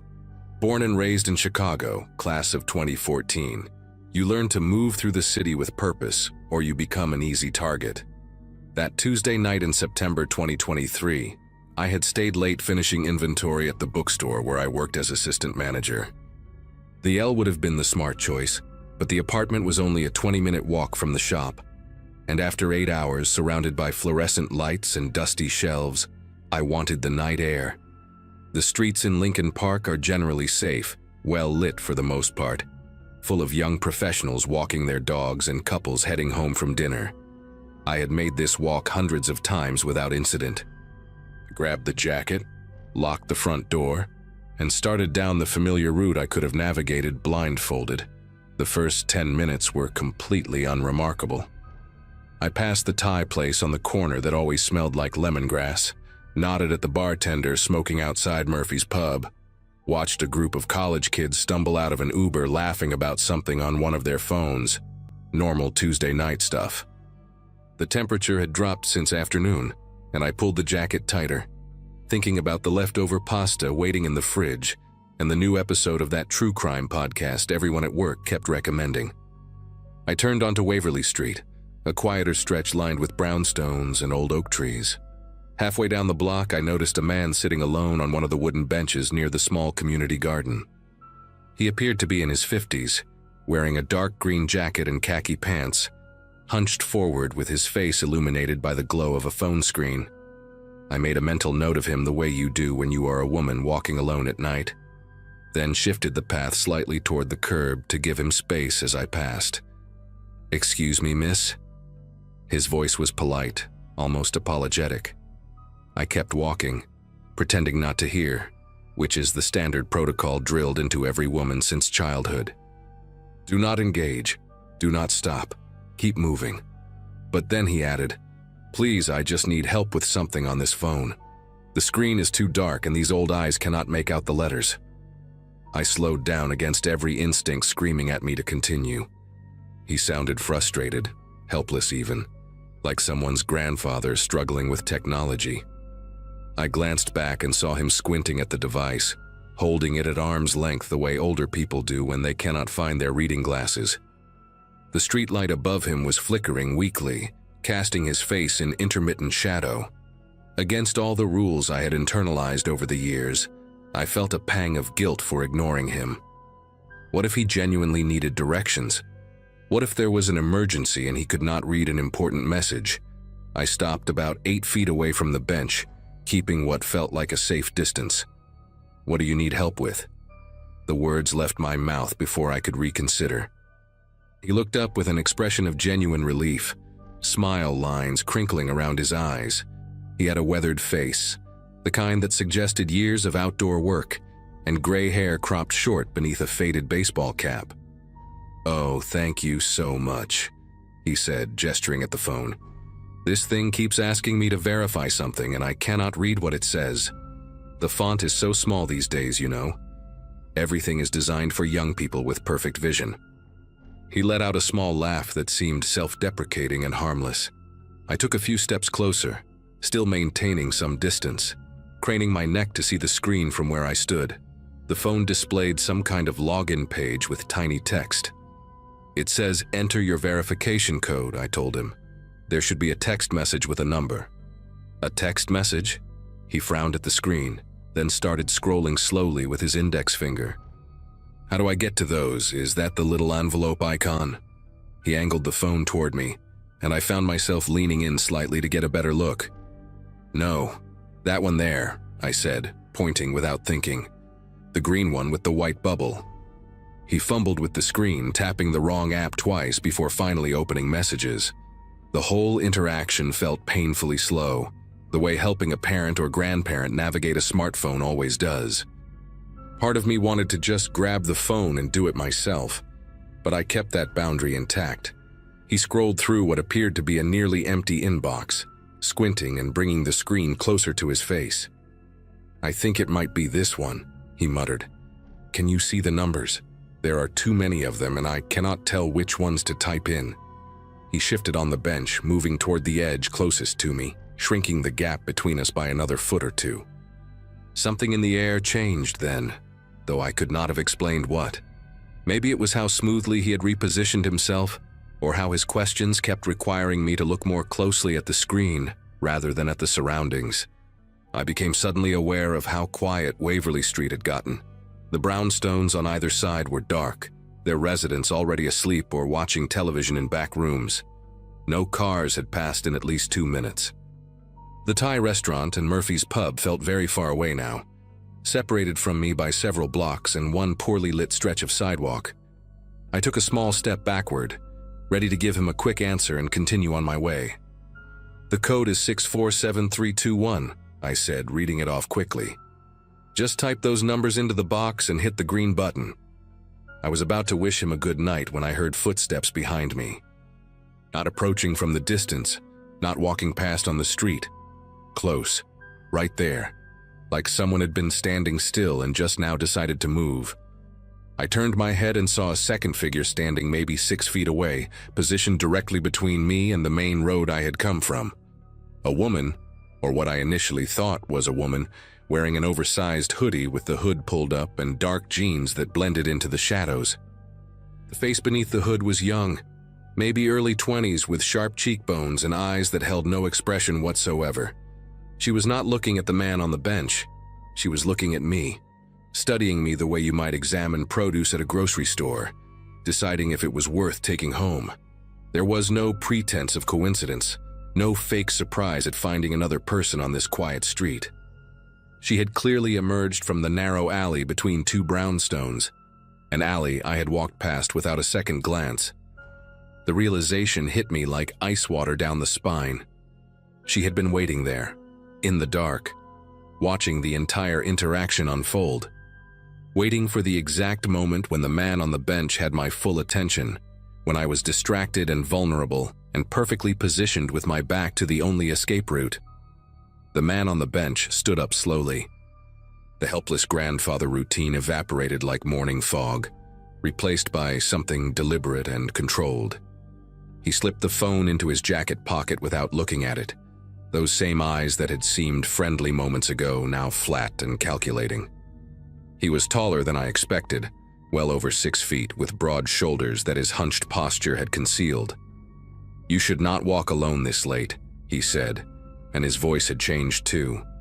Deeper, steadier, no more fumbling uncertainty. The woman in the hoodie took a step closer, not rushing, just calmly reducing the distance. I was caught in a shrinking triangle, the bench at my back, the woman blocking the path to the main street, and a wall of hedges from the community garden cutting off any lateral escape. Every self-defense class I had ever taken, every article I had read about trusting your instincts, every warning from friends and family about being careful at night, all of it screamed the same thing. This was planned. This was coordinated. And I had walked directly into it because I felt guilty about ignoring a stranger. The next few seconds stretched into something elastic and surreal. The man took a step toward me, and the woman mirrored his movement from the opposite direction. Neither of them spoke. Neither of them rushed. They moved with the patience of people who had done this before, who knew that panic makes victims freeze or run in predictable patterns. I felt the scream building in my throat but forced it down, knowing that a scream on this empty street might not bring help fast enough. Instead, I did the only thing my body would allow. I ran directly at the hedge. It was a wild, desperate calculation. The bushes were thick but not impenetrable, maybe 4 feet tall, bordering the community garden that I knew opened onto Addison Avenue on the other side. I heard the woman curse behind me as I crashed into the branches, thorns tearing at my jacket and scratching my face, my hands pushing through leaves and woody stems with strength I did not know I possessed. Something grabbed at my ankle, fingers or a branch. I could not tell, but I kicked backward hard and felt it release. I tumbled through the other side of the hedge and landed on my hands and knees in the soft dirt of the garden. Tomato cages and bean trellises surrounded me like skeletal sentinels in the darkness. I scrambled upright and ran between the raised beds, knocking over a wheelbarrow with a crash that echoed through the night. Behind me, I heard them pushing through the hedge, slower than I had been, maybe hesitant to follow into an open space with multiple exits. I did not look back. I reached the chain-link fence on the far side, climbed it in 3 desperate movements that left my palms bleeding from the wire, and dropped onto the sidewalk of Addison Avenue. A car was coming, headlights bright in the darkness, and I ran directly into the street waving my arms like a person possessed. The driver slammed on the brakes, horn blaring, and I was already at the passenger window pounding on the glass before the car fully stopped. Middle-aged woman stared at me with wide, frightened eyes. "Please," I said, and my voice came out cracked and breathless. "Please, there are people chasing me. Call 911, please." The woman, whose name I later learned was Candace, did not hesitate. She unlocked the doors and told me to get in while she dialed emergency services with shaking fingers. I collapsed into the passenger seat and locked the door immediately, my chest heaving, blood dripping from the scratches on my face onto her beige upholstery. Through the windshield, I watched the entrance to the community garden, expecting to see 2 figures emerge at any moment. But the seconds ticked by and no one appeared. They had vanished back into the shadows of Waverly Street, swallowed by the same darkness that had hidden them in the first place. The police arrived within 7 minutes, 2 squad cars with lights flashing, and I gave my statement while sitting on the curb wrapped in a shock blanket that one of the officers had retrieved from his trunk. I described the man in detail, the green jacket, the baseball cap, the weathered face. I described the woman in the hoodie, her sharp cheekbones, her empty stare. The officers exchanged glances when I mentioned the coordination between them, the way they had positioned themselves to cut off my escape. "Sounds like a team," one of them said quietly to his partner, as if this was something they had heard before. The detectives who contacted me the following week told me I was lucky. They had been tracking a pattern of similar incidents in the area over the past several months, always targeting women walking alone at night, always using the same technique of distraction and encirclement. 2 other victims had not been as fortunate as me. They would not give me details, and I did not ask for them. I moved to a different neighborhood before the month ended, broke my lease, and paid the penalty without complaint. For a long time afterward, I could not walk anywhere after sunset without my heart racing, and my eyes scanning every bench, every alley, every shadow that seemed too still. I take ride shares now, even for short distances. I do not care about the cost. Sometimes I think about that moment when I stopped walking, when I let guilt override every survival instinct I had ever developed. How close I came to becoming another statistic, another name in a police file, another cautionary tale told to women who just want to walk home in peace. The man with the phone is still out there somewhere, I assume, sitting on another bench in another quiet neighborhood, waiting for another woman to make the same mistake I almost made. And that thought keeps me awake more nights than I would like to admit.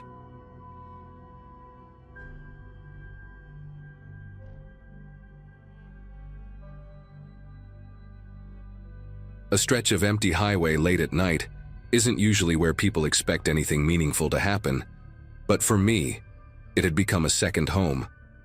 At that time in my life, I was juggling long shifts with the roadside assistance company while trying to save enough to move into a place that wasn't a shared basement apartment. Nights were quieter, paid a little better, and honestly gave me space to think. So when my work phone buzzed with a service request around 1:40 a.m., I didn't hesitate. The location was a long, forgotten segment of highway about 40 minutes from town. No streetlights, barely any signage, the kind of place where the darkness presses against the windows. I didn't bother calling dispatch to say I was heading out. I just grabbed the keys, threw on my jacket, and told myself it would be a quick tire change or a dead battery, nothing more. The road swallowed my headlights as I drove, and the temperature outside kept dipping lower than the forecast said it would. I remember noticing that the asphalt looked almost wet, even though it hadn't rained, like it was holding on to the cold. About 10 minutes from the pin on the GPS, I spotted a dim red glow on the shoulder, hazard lights pulsing weakly. At first, I didn't see anyone standing outside the vehicle, which struck me as strange given how cold it was. When I slowed down and rolled to a stop behind the car, 2 shapes finally came into view. One person leaning against the passenger side door, and another standing just a little too close to them. The man nearest the car had on a light denim jacket and kept one hand tucked into the pocket in a way that didn't match the weather. The driver, a woman maybe in her early 30s, held herself unnaturally still, like she was waiting for permission to speak. Stepping out of my truck, I called out a quick greeting, trying to sound casual. The man answered before the driver even lifted her head. He introduced himself as someone who just stopped to help and insisted everything was under control. His voice had this forced cheerfulness that didn't match his expression.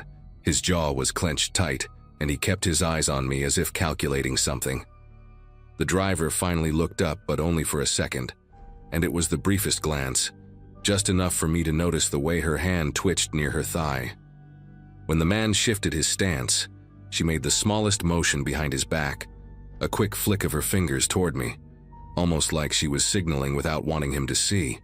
It was so subtle I almost doubted I'd seen it. Trying to assess the situation, I walked closer and asked the driver if she'd requested assistance.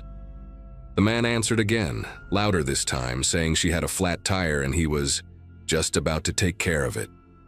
The woman didn't contradict him, but her shoulders tightened, and she pressed her lips together like she was bracing for something. Up close, I noticed her keys were still in the ignition, engine running, heat barely on. People with car trouble don't usually leave their engines running with strangers around. When I crouched near the back to check the tire, she made another tiny gesture, 2 quick taps against her leg, then a slow shake of her head. I felt a wave of unease that was hard to put into words, the kind that comes when your instincts start yelling long before your brain catches up. I stood up slowly, realizing I might have walked into something far more dangerous than a routine service call. I needed to buy myself a little time without tipping him off, so I pretended to focus on the tire, even though it was obvious the problem wasn't mechanical. The lug nuts looked untouched, and there were no punctures or bulges, nothing that would have triggered a service call. When I stood up again, the man had moved closer, not enough to seem aggressive, but enough to let me know he was tracking every move I made. He kept his feet angled toward me, like he was ready to cut off whatever direction I might choose.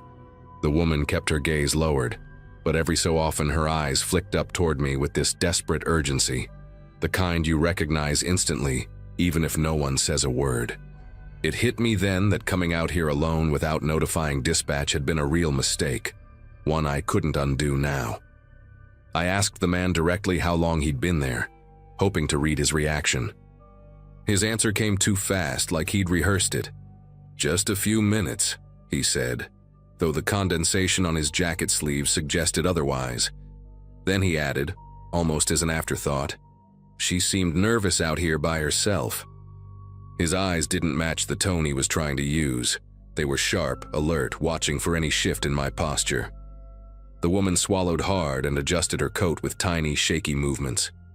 I could see a set of shallow scratches on her left wrist, thin and recent. When the man noticed me looking, he slid subtly to block my line of sight. That was the moment I stopped pretending this was anything normal. I stepped toward my truck under the excuse of grabbing tools, hoping to discreetly hit the emergency button on my radio.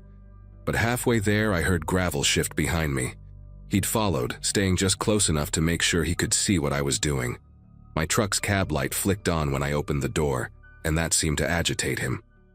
His voice dropped, no friendliness left in it, and he said, "No need for all that, I told you. We've got everything handled." That phrasing made it clear he wasn't talking about the car anymore. I kept my body angled so I could see him through the corner of my vision, trying to act like I was simply sorting through equipment. Every instinct I had was screaming at me to be careful, to not escalate anything unless I had no choice. Before I could figure out my next move, the woman spoke for the first time. Her voice was thin but steady, like she'd finally decided the risk of staying silent was worse than whatever might happen if she pushed back. "Could you please check the trunk?" she asked me, emphasizing the words in a way that didn't fit the question. The man whipped his head toward her, surprise breaking through whatever mask he'd been holding on to. That brief reaction told me everything. She wasn't asking about a spare tire.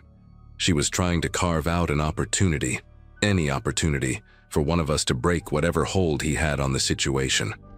My pulse hammered as I realized every second I hesitated was another second she stayed trapped beside someone who clearly wasn't there to help her.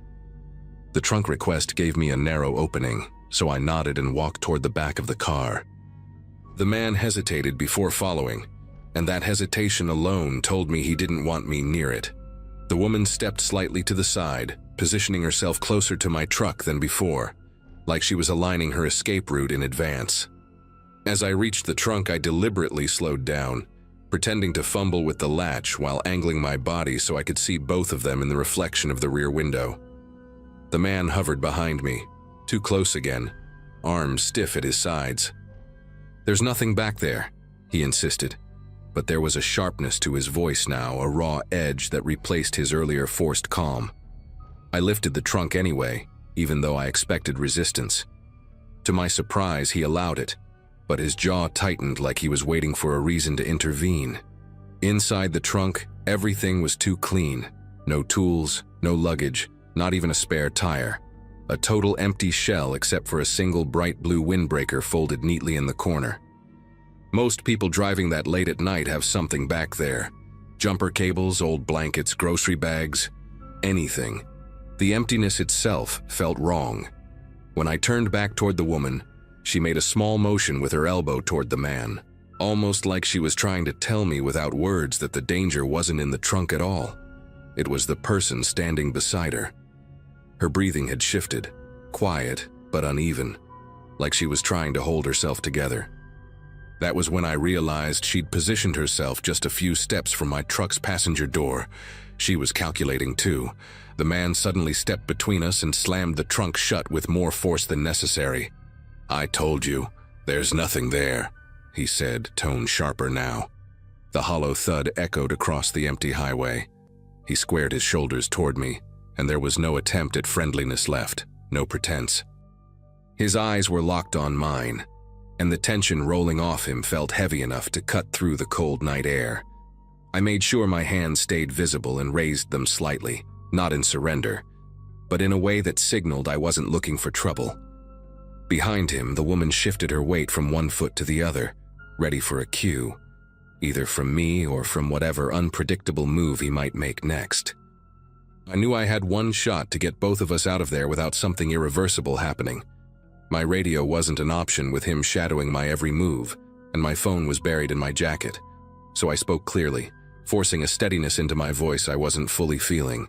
"I need to run a quick verification with the service log," I said. "Company requirement." It was a lie, one he didn't know enough about my job to challenge immediately.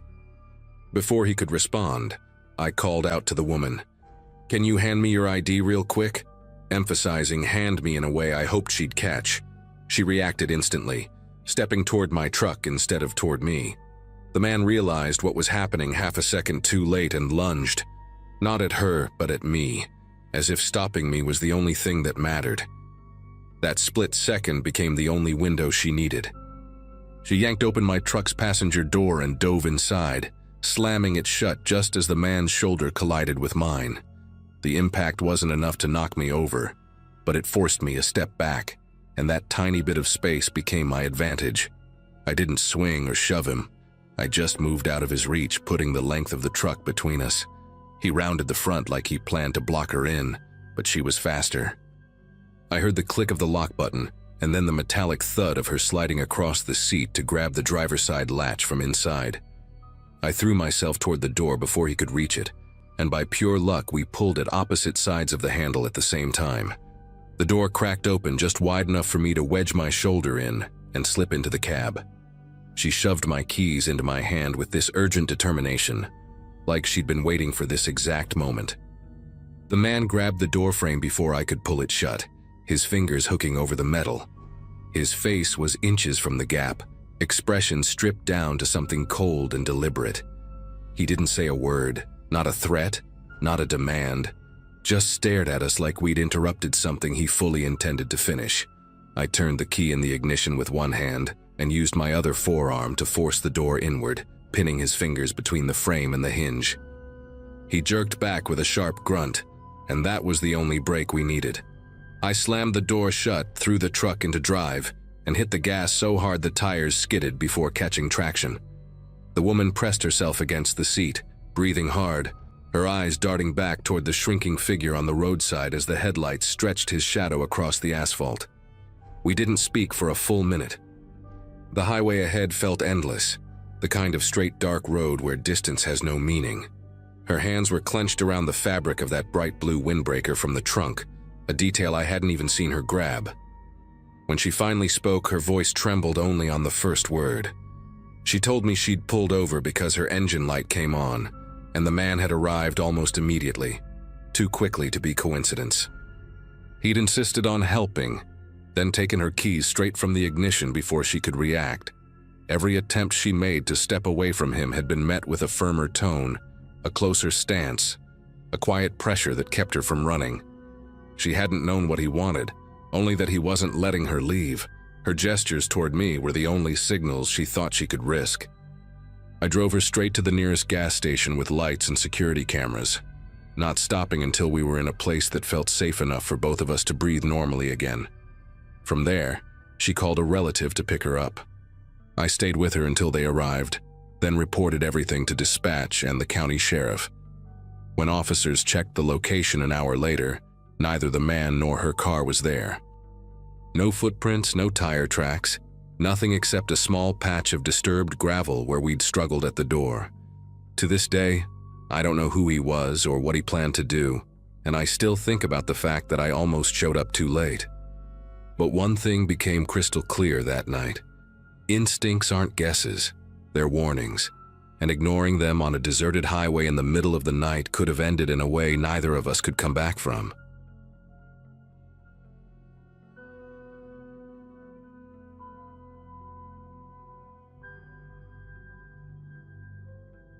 That night has stayed with me in a way I never expected. Maybe because life felt so steady back then. I was living alone for the first time in a small apartment near a row of old brick buildings, where the hallways always carried this faint smell of dust and warm paper, like an old library that never quite aired out. I'd been juggling work, errands, and the occasional swipe through a dating app just to remind myself I wasn't turning into a hermit. That's where I met a guy named Evan, at least that was the name he used. His profile showed him outdoors a lot, usually with a baseball cap and a big grin, the kind that made him look approachable without trying too hard. We chatted for a few days, nothing deep, but enough that meeting him didn't feel reckless at the time.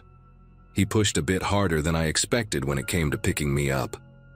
I suggested meeting at the cafe, but he replied right away saying he'd rather take care of the driving, adding a winking emoji that I tried to interpret as playful, not controlling. I hesitated, fingers hovering above my phone, but eventually agreed because I didn't want to come across as paranoid. When he pulled up, the car was spotless in a way that didn't match the slightly messy vibe he'd given off online. He stepped out wearing a dark green jacket with scuffed elbows and greeted me with a laugh that came out too loud for the quiet street, like he'd practiced sounding relaxed and overshot the landing. Still, dinner itself was fine. Not great, not terrible. He talked a lot, mostly about his job in consulting, though every time I asked what exactly that meant, he changed the angle of the conversation. When we got back to my building, he parked and immediately got out, saying he'd walk me to my door. I thanked him, but said it wasn't necessary. It wasn't even late, and I lived in a pretty safe area. The shift in his face was instant, like someone clicking a switch behind his eyes. He didn't argue, just nodded once with this stiff-clipped motion and got back into the car. He didn't wave, didn't say goodnight, just pulled away with this slow, crawling roll that made me stand there pretending to check my purse so I wouldn't have to watch him drive off. Inside my apartment, I tried to shake it off by making tea and watching something dumb on my laptop, but the whole interaction kept replaying in my head, especially the way he shut down the second I declined his offer. A few hours later, I opened the app again out of curiosity, maybe to reassure myself I hadn't imagined the weirdness. His profile was gone, not unmatched, not blocked, but vanished completely. The more I thought about his pictures, the more details stopped lining up. One photo that looked like a campsite suddenly seemed like a stock image. The hiking picture had a backdrop I'd swear I'd seen online before. Even the age he listed didn't match the tiny lines I'd noticed near his eyes in the restaurant. It felt like realizing I'd gone on a date with a cardboard cutout, something shaped like a person but hollow once you looked too close. At the time, it just left me unsettled, nothing more. I couldn't have guessed the night still had one last turn waiting for me. Later that night, the building was unusually quiet, the kind of silence that makes every small noise stand out like it's being amplified. I couldn't sleep, so I left the living room lamp on and curled up on the couch scrolling through mindless videos just to distract myself. Every so often, the pipes in the wall let out these metallic pops, normal for the building, but they kept making me glance toward the hallway that led to my front door. Around midnight, something made me get up and walk to the peephole. It wasn't a noise exactly, more like the sense that the quiet had changed shape. When I looked through, the hallway was empty, but there was a faint shadow stretching across the floor, as if someone stood just outside the narrow field of view. I blinked hard, stepped back, and then leaned in again, but the shadow stayed, unmoving. My first instinct was to rationalize it. Maybe the light in the hallway was flickering, or maybe there was something leaning against the opposite wall casting that shape. I stood there arguing with myself in whispers, telling my brain to stop jumping to conclusions, but my body wouldn't move away from the door. Then I noticed something else.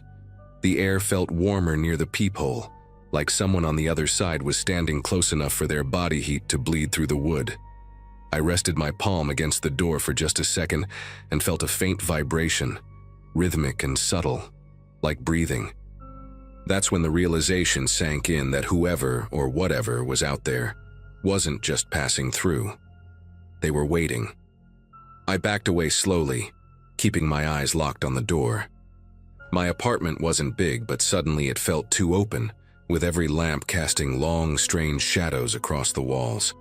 I reached for my phone, debating whether I should call someone, my friend Marina maybe, or even the building's security desk.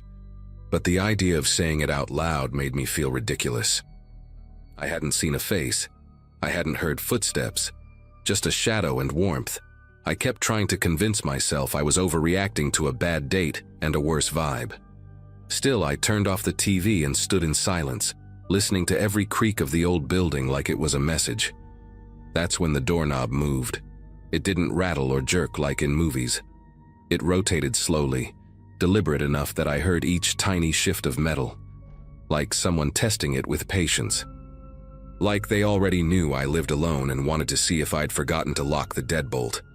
I felt my breath catch, not in a dramatic way, but in a quiet, instinctive way, like my body was bracing for something it didn't want to name. I took 2 steps back, then 3, gripping my phone so tightly my fingers tingled. The knob never turned all the way, but it moved just enough to prove that what I'd felt wasn't imagination. Someone was standing at my door, trying to get in as calmly as if they had all night to try. The sound stopped as suddenly as it began, but the silence that followed felt heavier than before, almost like it had weight to it. I kept staring at the door, expecting the knob to turn again, but nothing happened. I waited a full minute before tiptoeing back toward the peephole, moving slowly enough that the floorboards wouldn't betray me. When I pressed my eye against the tiny glass, the hallway looked normal again. Empty still, lit by that tired yellow bulb overhead. But the shadow I'd seen earlier wasn't there anymore. The air around the door didn't feel warm either. Everything looked so plain that I started wondering if my mind had stitched the whole thing together out of leftover anxiety from the date. I almost convinced myself of that, right up until I noticed the faintest echo of a shoe print right at the edge of my doormat, like someone had been shifting their weight back and forth while waiting. I backed away from the door and sat on the floor with my knees pulled up, trying to steady myself. I thought about calling the police, but what would I even say? Hi. A man I went on one mediocre date with might be lurking outside my home, except I can't prove it? It sounded absurd. And yet the unease rising through me didn't feel absurd. It felt precise, like every instinct I had was pointing toward the same conclusion. I wasn't imagining anything. I checked the windows next, drawing the curtains tighter even though I lived on the 3rd floor and no one could reach them from outside. Then, I turned off the lamp in the living room, leaving only the soft glow from the kitchen nightlight. The dimness made shadows pool in the corners, but I felt less exposed with the lights low. I tried lying down on the couch, thinking sleep might take the edge off, but every sound made my eyes snap open.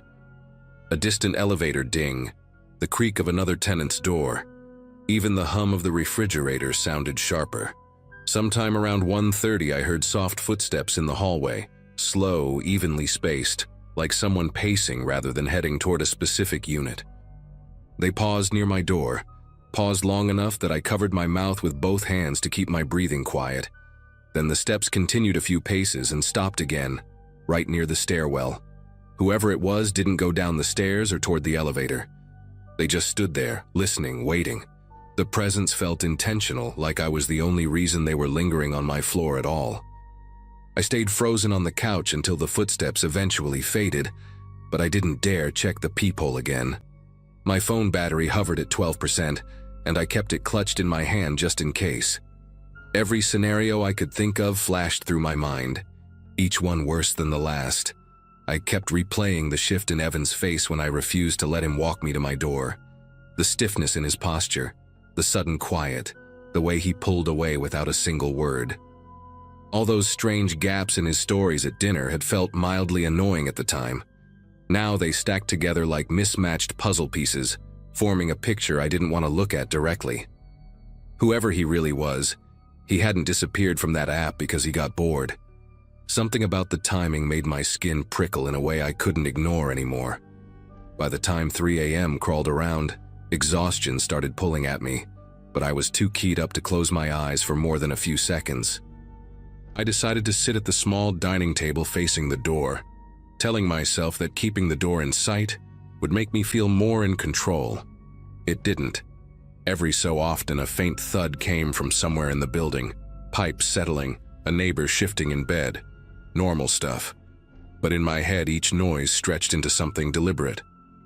I kept thinking about how close he'd been earlier, close enough for his breath to warm the wood. The thought settled under my ribs like a weight.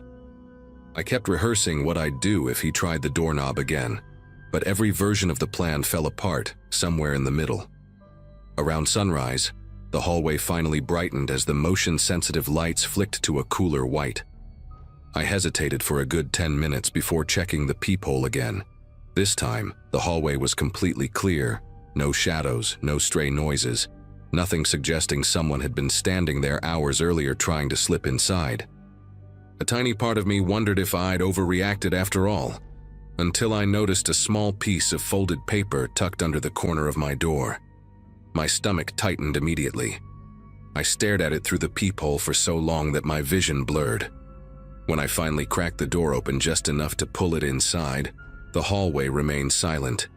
The paper wasn't a note, not exactly, just a printed screenshot of a map with a blue pin dropped over my building.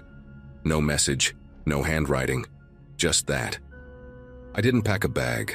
I didn't change clothes. I just grabbed my keys and left the apartment, locking everything behind me with shaking fingers. I drove straight to a coworker's place across town, someone I trusted enough not to question me when I showed up pale and wide-eyed on her doorstep. We sat in her tiny kitchen while I told her everything, every detail I could remember about the date, the hallway, the doorknob. She listened quietly, then insisted I call the police. I did, and the officer who came later that morning walked through my apartment, checked the hallway camera, and took a statement. The camera had a blind spot right by my door, just a few inches where someone could stand without being seen. The officer said they'd look into it, but I could tell by his tone he thought I'd just had a frightening night and nothing more. I didn't go back to that apartment for 3 days. When I finally did, I brought 2 friends with me. Nothing had been disturbed. No more papers under the door, no strange sounds, but that screenshot sat heavy in my thoughts. It was too intentional, too pointed to be random. I ended my lease 2 months early and moved to a different building across the river, someplace with brighter hallways and cameras that didn't leave blind spots. I changed numbers, deleted the dating app, and spent weeks wondering how much of the person I'd met was even real. What scared me most wasn't that he'd lied about his photos or his job. It was that he'd wanted to walk me to my door. He wanted to know exactly where I lived. Looking back now, I still don't know what would have happened if I hadn't locked the deadbolt that night. Maybe nothing. Or maybe everything that kept me awake afterward, the footsteps, the warmth at the door, the map, would have led somewhere much darker. All I know is that the moment that doorknob turned, something in me changed permanently. I trust my instincts now, even when they don't make sense to anyone else. Especially then. Whatever he was planning, it stopped at that locked door. And that's enough closure for me, even if the rest of it never makes sense.